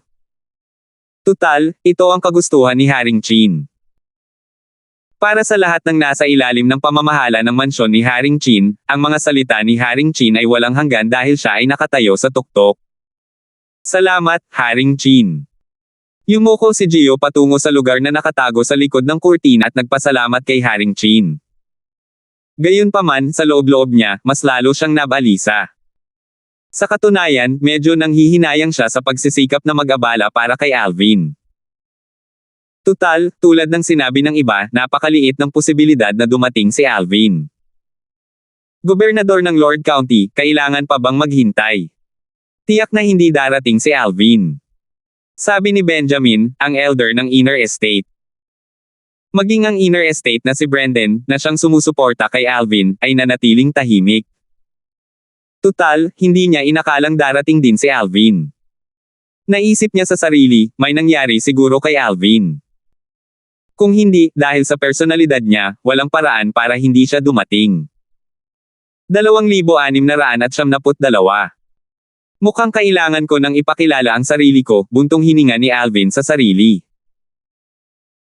Nang sinubukan ni Gio, ang gobernador ng county ng 9 Specters County, na kumuha ng karagdagang oras para sa kanya, na pagdesisyonan na niyang ipakilala ang sarili at manalo ng unang pwesto sa martial competition ng 16 na county kung magtatagumpay si Gio sa pagbibigay sa kanya ng oras.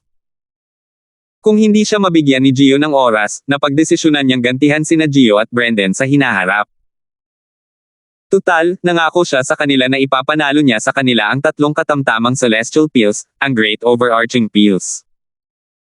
Dahil nagawa ni Gio na mabigyan siya ng oras, pakiramdam niya ay nakatadhana na ang lahat. Sa kabilang banda, iginiit pa rin ni Aaron na tumaya sa Primitive Celestial Alchemist mula sa Flying Dragon Sect. Mayabang niyang tanong, ano kaya ang mangyayari? May lakas ba ng loob kang tumaya sa akin? Dahil pumayag si Haring Chin na maghintay ng isang oras para kay Alvin, medyo nabawasan ang saysay ng taya. Si Gavin, ang pangalawang pinuno ng sekta ng lumilipad na dragon, ay tinitigan si Aaron.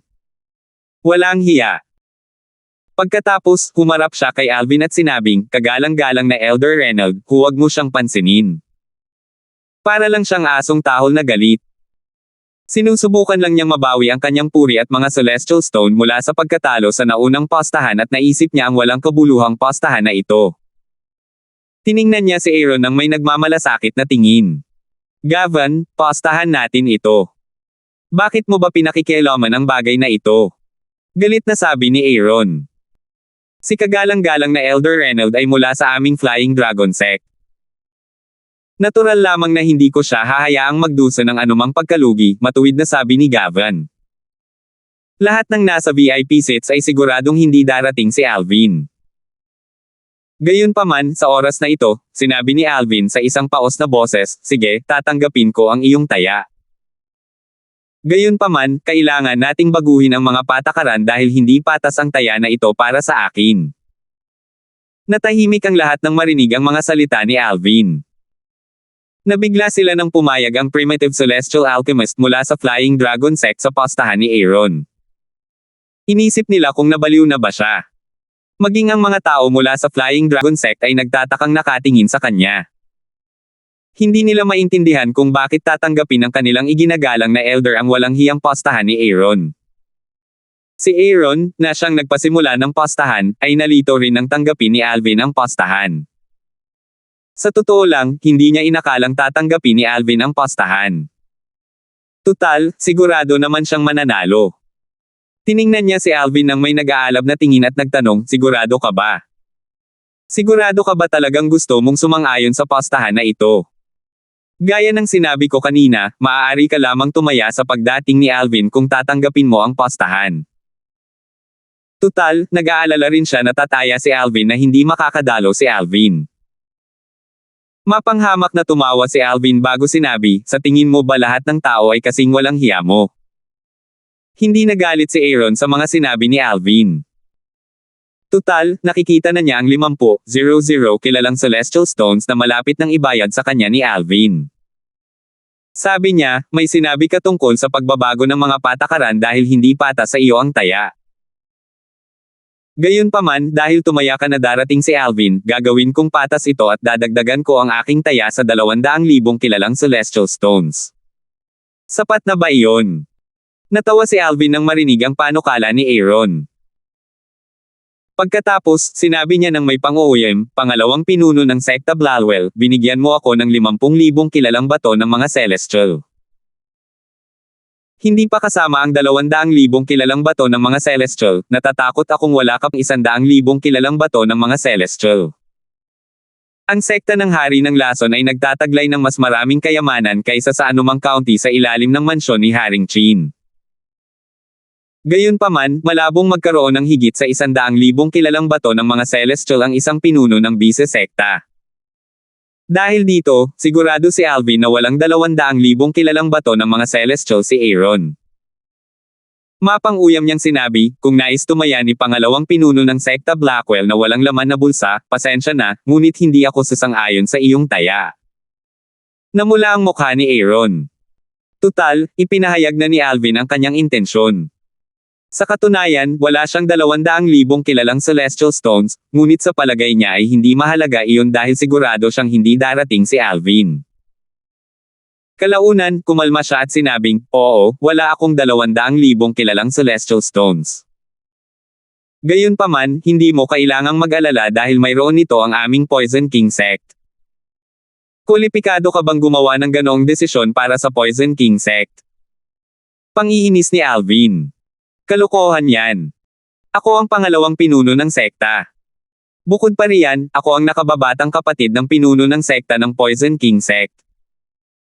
Sa tingin mo pa rin ba ay hindi ako kwalipikado para gumawa ng desisyong ito? Mahinang sagot ni Aaron. Mukhang minamaliit kita, walang pakundangang sabi ni Alvin. Tumigil ka na sa pag-aaksaya ng oras. Tanggapin mo o tanggihan ang postahan ngayon na. Kung tatanggi ka, aminin mo nang naduwag ka. Malamig na sabi ni Aaron. Tinitigan ni Alvin si Aaron ng may kahulugan at walang pakialam na sinabi, tatanggapin ko talaga ang postahan.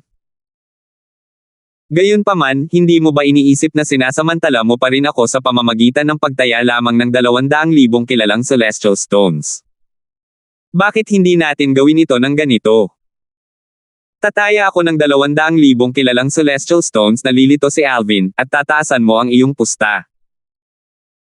Kung gayon, sabihin mo sa akin kung ilang prominenteng Celestial Stones ang dapat kong tayaan. Tanong ni Aaron. Wala siyang alinlangan na pumayag sa pagbabago ng mga patakaran ni Alvin. Tutal, sigurado siyang hindi darating si Alvin. Kung darating si Alvin, malamang ay nandito na siya ngayon. 500,000 kilalang Celestial Stones, magaan na sabi ni Alvin.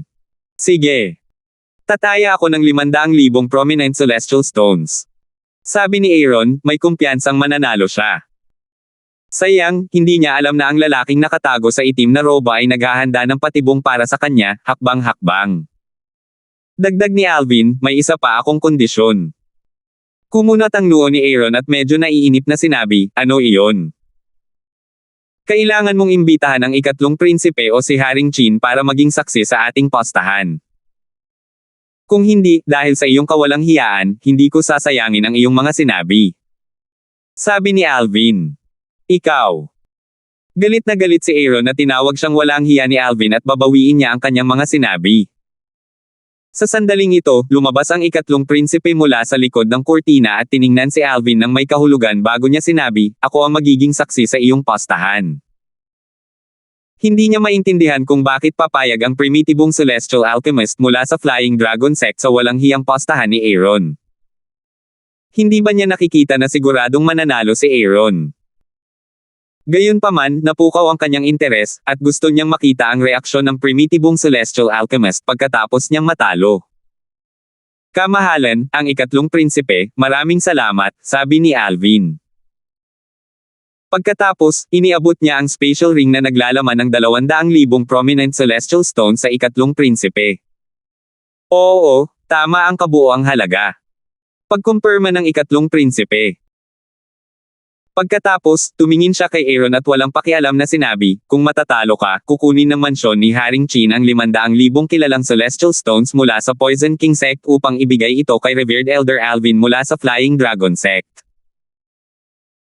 Walang pakundangan na sagot ni Aaron, halatang walang pakialam, kung matatalo ako, ang ating Poison King Sect ay magpapadala ng 500,000 kilalang celestial stones sa mansyon ni Haring Chin pagkabalik ko.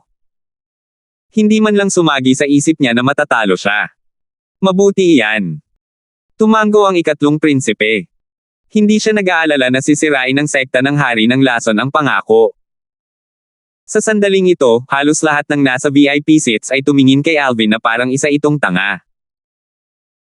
Gayunpaman, kasabay nito, hinubad ni Alvin ang kanyang itim na roba na nagtatago sa kanyang mukha at ipinakita ang kanyang gwapong nakangiting mukha. Naipakita na niya ang kanyang tunay na pagkakakilanlan. Ngumiti siya kay Aaron, at hindi na namamaos ang kanyang boses habang sinasabi niya kay Aaron, salamat sa iyong 500,000 kilalang celestial stones. Nagulat ang mga tao sa mga VIP seat. Akala nila ay isang matandang lalaki ang primitive celestial alchemist base sa paos nitong boses. Hindi nila inaasahan na gagayahin niya ang boses niya. Sino ang mag-aakala na isang gwapo at matangkad na binata ang nakatago sa ilalim ng itim na roba? 2,673. Ganito pala ang hitsura ni kagalang-galang na Elder Reynold. Matagal ko nang iniisip na matanda na siya base sa boses niya. Hindi ko inaasahan na ganito pala siya kabata. Kahit sa pinakamalalaking panaginip ko ay hindi ko ito maiisip. Nagulat ang mga tao ng Flying Dragon Sect, kabilang ang Vice Sect leader na si Gavan. Ito ang unang pagkakataon na nakita nila ang tunay na anyo ng kanilang kagalang-galang na elder na si Reynold. Putok. Malakas na tinapakan ni Alvin ang lupa at inihagis ang sarili sa ere, dahilan para mabitak ang lupa. Ilang sandali lang ay nakarating siya sa Master of Ceremony ng martial competition ng 16 na counties. Pagkatapos, mahinahon niyang sinabi habang nasa itaas ng arena, ako si Alvin mula sa 9 Specters County. Tumingin siya kay John Ash, ang napiling kalahok mula sa Soaring Wind County. Pagkapakilala ni Alvin sa kanyang sarili, nagulat ang mga manunood. Ang ilan ay biglang napatayo mula sa kanilang mga upuan habang ang ilan ay napabuntong hininga ng malakas, puno ng hindi makapaniwala. Itinago ni Alvin ang damit ng Yin Celestial Master nang ipakilala niya ang kanyang sarili, kaya naman, muli siyang nakasuot ng kanyang mga lilang damit. Bukod sa mga taong nasa VIP seats na tulala pa rin sa pangyayaring ito, abala ang mga manunood sa mga karaniwang upuan sa pag-uusap. Ang ilan sa kanila ay lumingon kay Gio, ngunit ang mga mata ng karamihan ay nakatuon kay Alvin na parang natatakot na mawala siya. Sa katunayan, bago pa man siya dumating, siya na ang sentro ng atensyon ng lahat. Tutal, maraming tao ang nagsasabi na siguradong mananalo si Alvin sa unang pwesto. Walang tsansa si John Ash kung darating si Alvin. Ngayong dumating na si Alvin, paanong hindi siya magiging sentro ng atensyon? Dumating si Alvin. Siya si Alvin. Akala ko matatapos na ang martial competition ng 16 na county matapos talunin ni John Ash si Jin Yang. Hindi ko lang inaasahan na makakabili ng oras si Alvin mula sa gobernador ng 9 Specters County, lalo na't hindi ko inaasahan na darating si Alvin. Bueno, mukhang alam na ng gobernador ng 9 Specters County na tiyak na darating si Alvin, kaya nga siya nagpaliban kanina. Oo, parang ganoon din sa akin. Kaya siya si Alvin na sumikat sa buong rehiyon na pinamumunuan ng mansyon ni Haring Chin ilang buwan na ang nakalilipas. At siya ay kasing lakas ng isang great overarching golden celestial kahit na wala pa siyang 100 taong gulang. Sa lahat ng lugar sa ilalim ng mansyon ni Haring Chin, sa palagay ko ay hindi pa tayo nagkaroon ng ganito kagaling na tao, di ba? Mga 1 taon na ang nakalipas, mas malakas na siya kaysa sa inner estate elder na si Benjamin ng 9 Specters County. Si Benjamin ang pinakamalakas sa ilalim ng Great Overarching Golden Celestials. Tiyak na nahihiya si Benjamin na malampasan siya ng isang junior. Ngayong lumipas na ang isang taon, dapat ay mas malakas pa si Alvin, hindi ba? Sino ang nakakaalam kung siya ay naging isang dakilang pangkalahatang gininto ang Celestial? Isang dakilang pangkalahatang gininto ang Celestial na wala pang 100 taong gulang.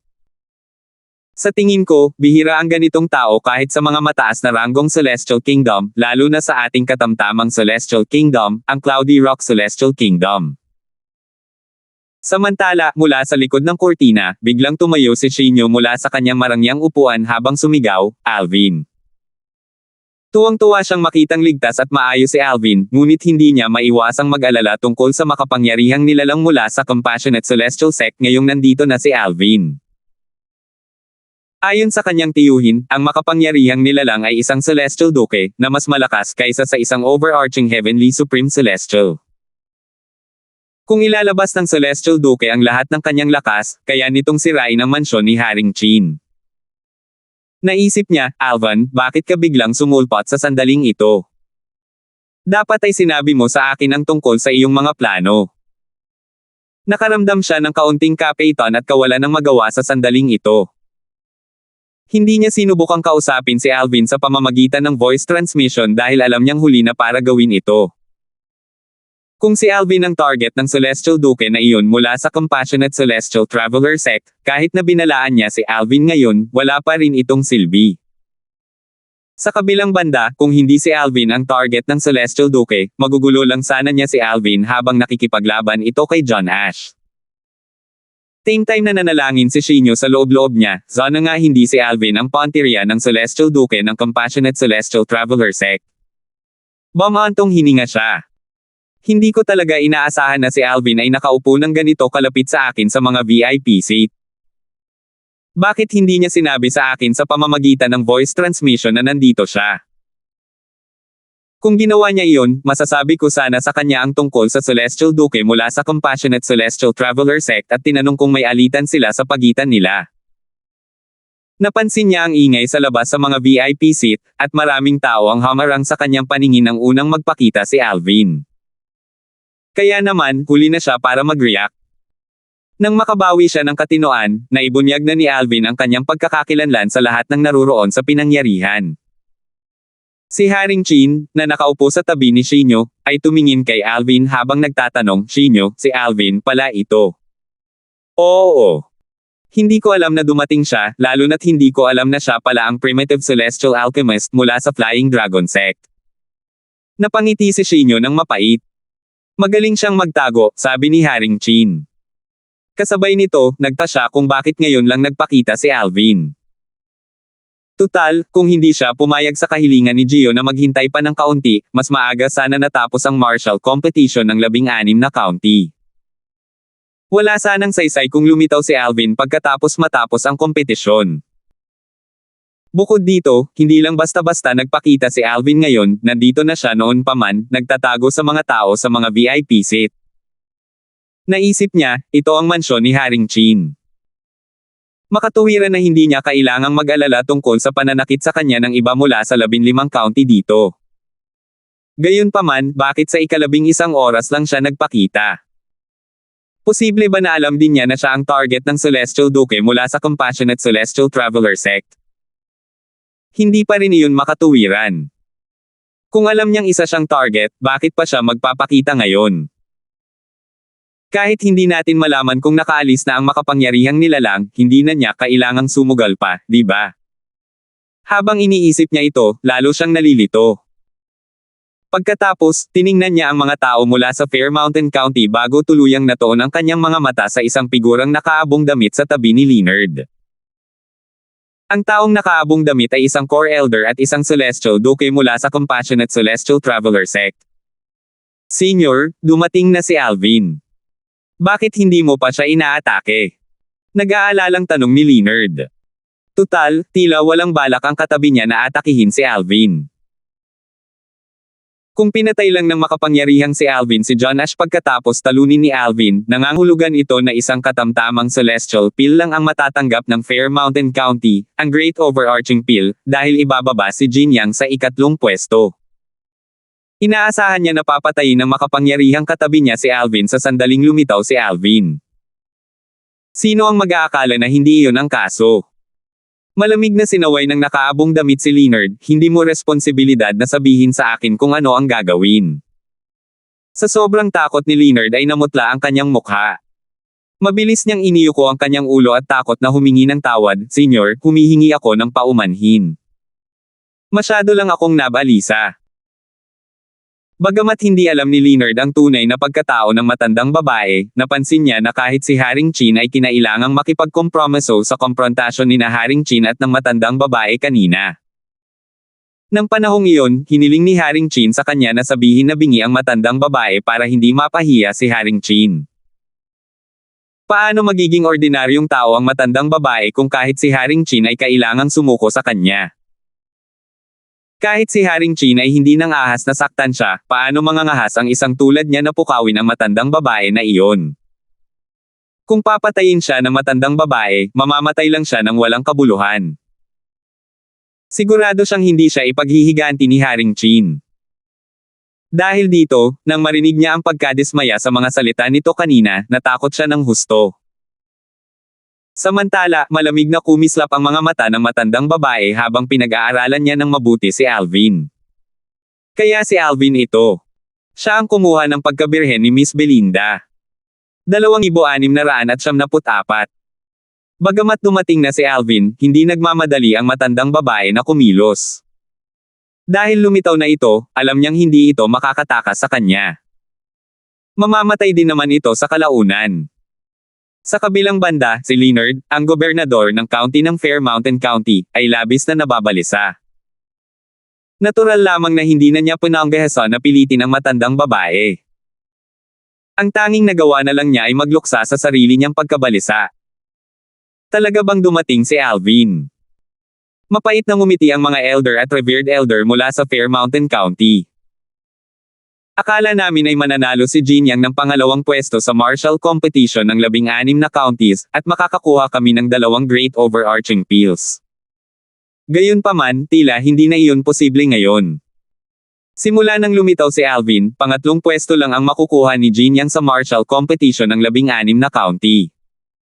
Ibig sabihin, sa halip na kumuha ng 2 great overarching pills, isa lang ang makukuha natin. Talagang dumating itong si Alvin sa hindi magandang panahon. Ang mga elder at ang mga iginagalang na elder ng Fair Mountain County ay nakaramdam ng kawalan ng magawa. Alam nilang wala silang magagawa. Bakit pinili ni Alvin ang pagkakataong ito para magpakita? Nagngalit na sabi ni Jin Yang habang nakaupo sa gilid. Medyo nakabawi na siya mula sa kanyang naunang laban. Bagamat ito ang kanyang unang pagkakataon na nakilala niya si Alvin, ang kanyang mga mata ay puno ng puot habang nakatingin kay Alvin. Inaasahan na ito. Tutal, sa biglaang paglitaw ni Alvin, ibababa siya sa ikatlong pwesto sa martial competition ng 16 na county. Hindi lamang makakatanggap ang Fair Mountain County ng isang tableta na mababawasan mula sa mansyon ni Haring Chin, kundi maging ang kanyang gantimpala ay mababawasan din.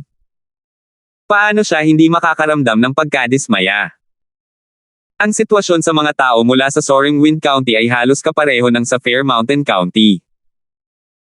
Nang makita ng ilang elder at ng revered elder na nagsama-sama kasama ang kanilang county governor na si Tucker ang paglitaw ni Alvin, hindi nila napigil ang mapabuntong hininga. Parang sa halip na 3 great overarching pills, 2 na lang ang makukuha natin dahil dumating na si Alvin. Marahil ito na ang tadhana. Umiling si Tucker. Hindi naman masama ang magkaroon ng 2 great overarching pills. Dapat tayong magpasalamat. Si Jana na nakatayo sa tabi ni Tucker ay matapang na nakadamit.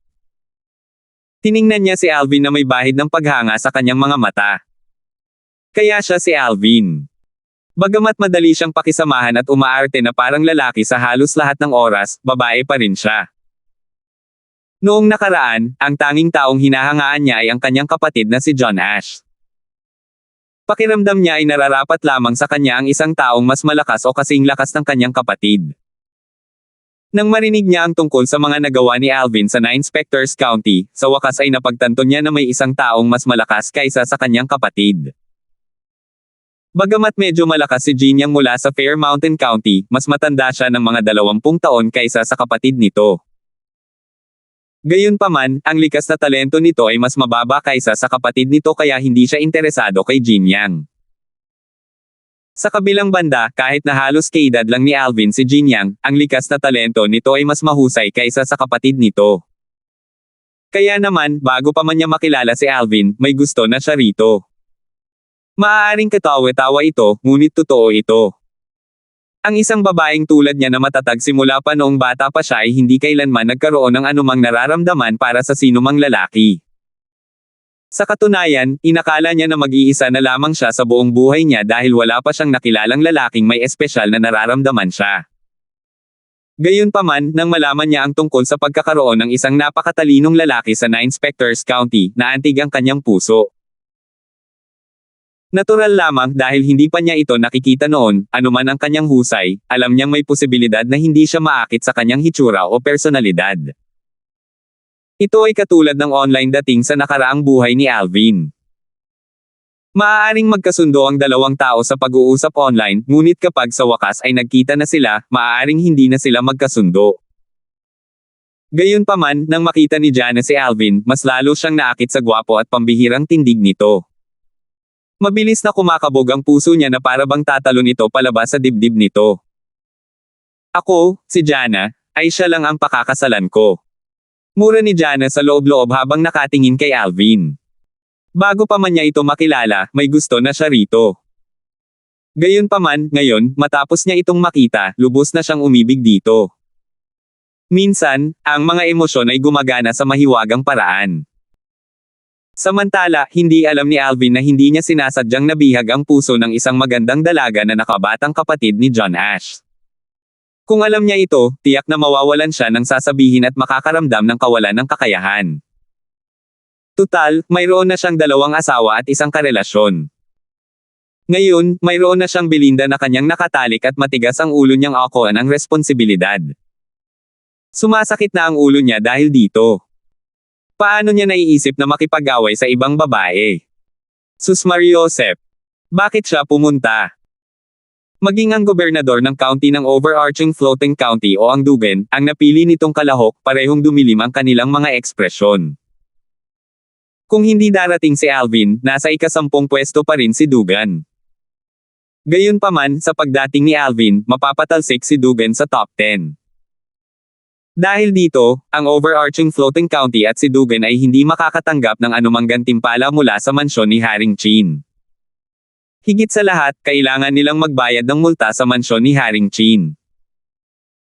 Hindi tulad ng tensyonadong kapaligiran na bumabalot sa mga tao mula sa Fair Mountain County, Soaring Wind County, at overarching floating county, ang dating tensyonadong kapaligiran na bumabalot sa 9 Specters County ay naglaho at napalitan ng saya.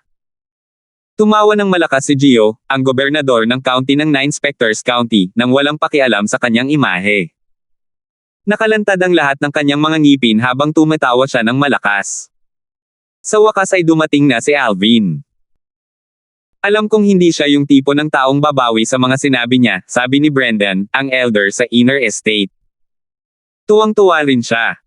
Ngumisi si Benjamin at malamig na sinabi lamang, aba, kahit papaano ay may konsensya siya. Hindi na kailangang sabihin, ang iba pa mula sa 9 Specters County ay labis ding natuwa. Samantala, sa mga upuang VIP, lahat ay nag-uusap habang tinitingnan nila si Aaron na parang isang tanga. Malinaw sa kanila na unti-unting naglalagay ng mga patibong si Alvin para mahulog si Aaron. Hindi nakakapagtaka na pumayag siya sa hindi patas na pastahan kay Aaron. Lumalabas na ang primitive celestial alchemist ay si Alvin mismo. Sino ang mag-aakalang si Revered Elder Reynold mula sa Flying Dragon Sect ay si Alvin, ang napiling kalahok ng 9 Specters County.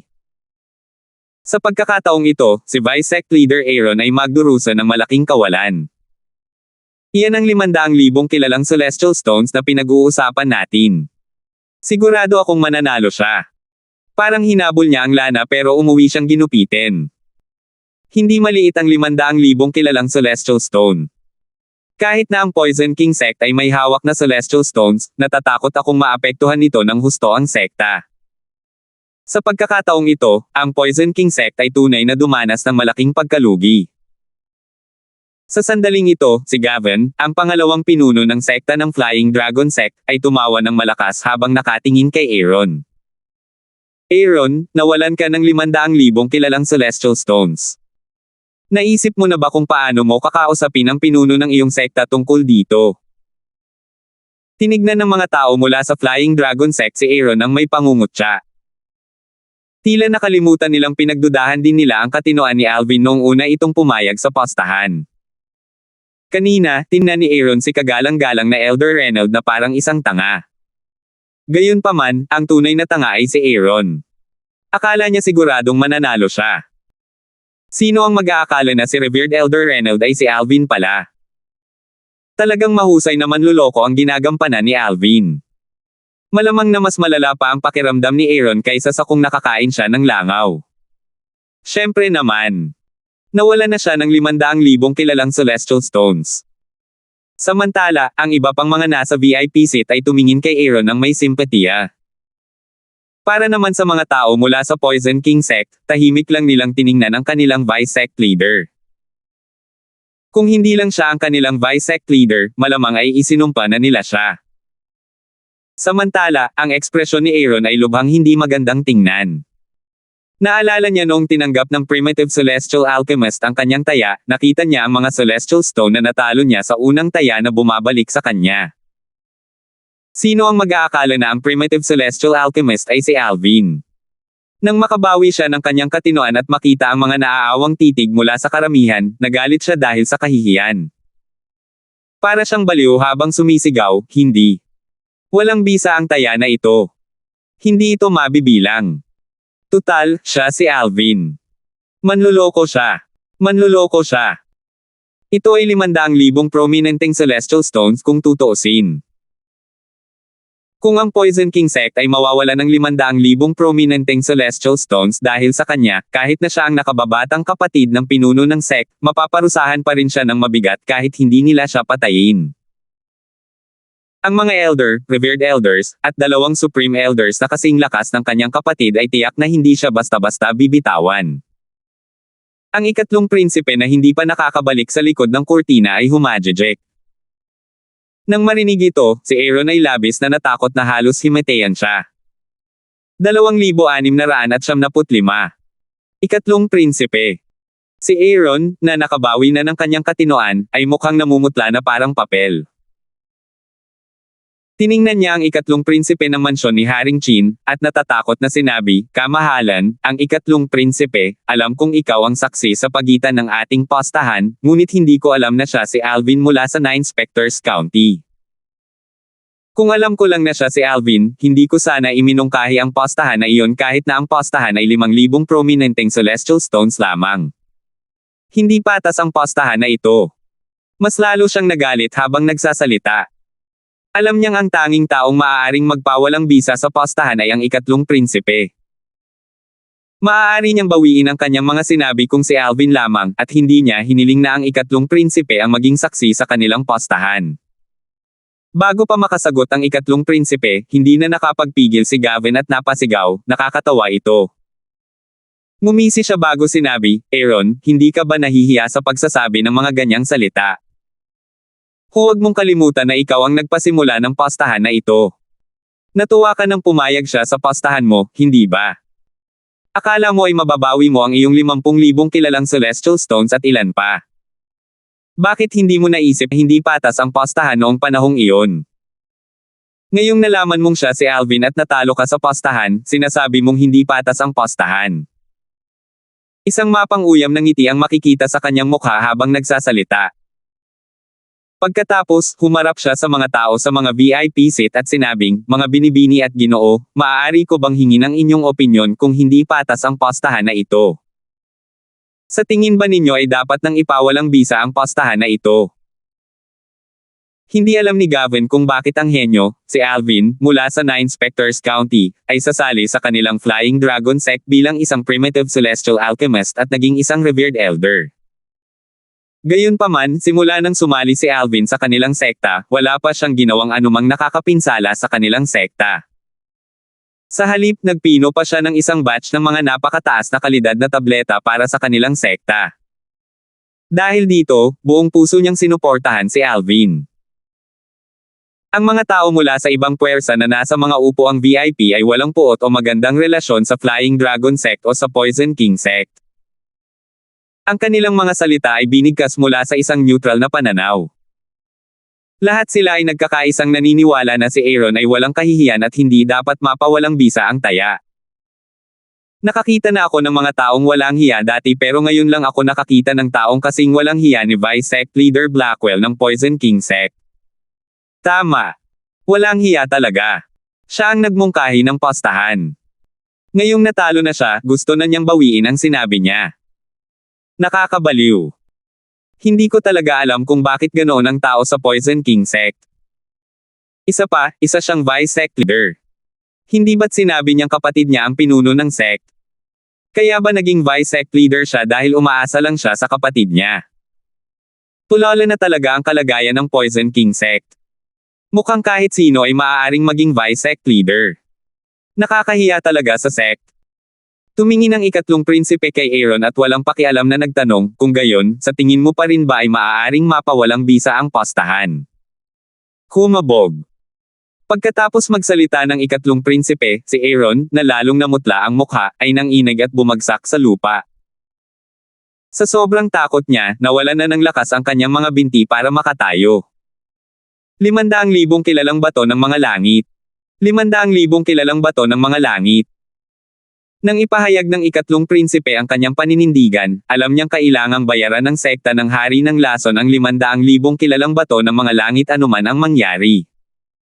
Kung hindi, mapapahamak nila ang ikatlong prinsipe at maging ang mansyon ni Haring Chin.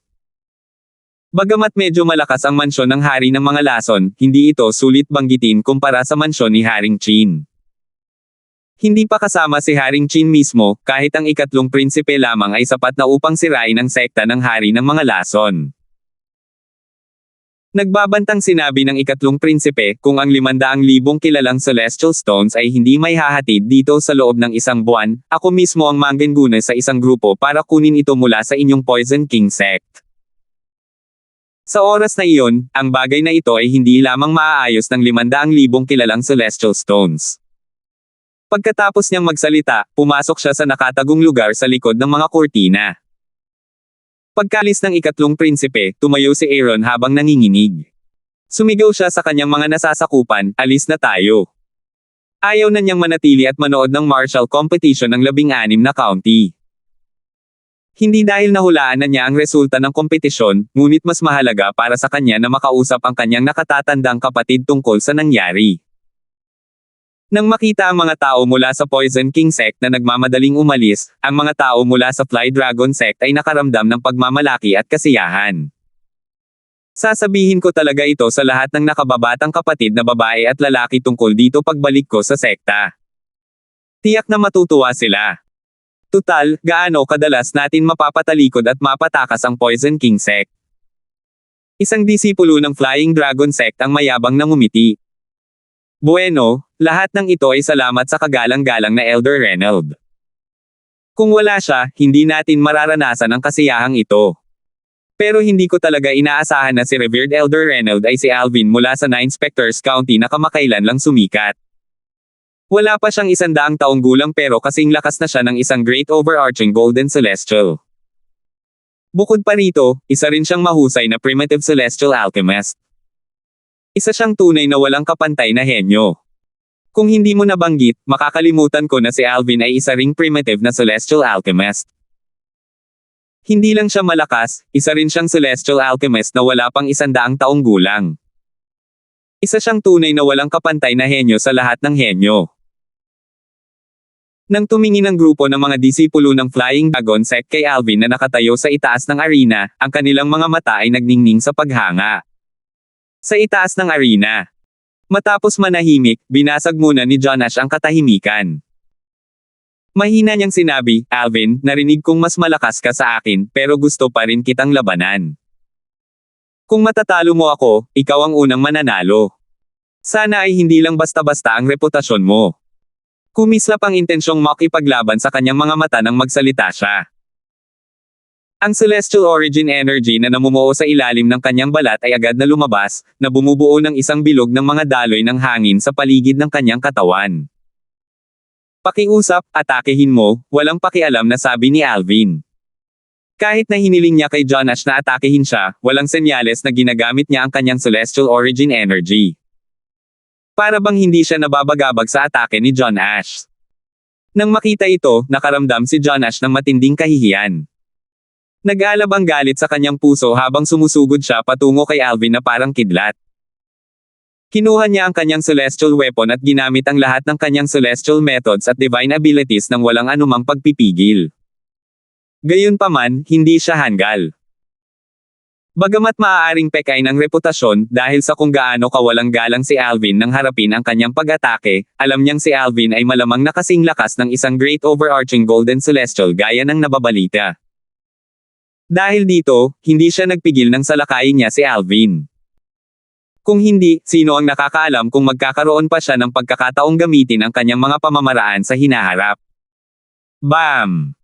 Si John Ash na sumugod kay Alvin ng buong lakas ay parang isang mabangis na halimaw. Ang kawalan ay nayanig sa kanyang likuran, kasabay ng isang malakas na tunog. Boom! Boom! Nang lumitaw si John Ash sa harap ni Alvin, ang kanyang malakas na atake na kasing lawak ng dagat at kasing lakas ng kulog ay dumagundong.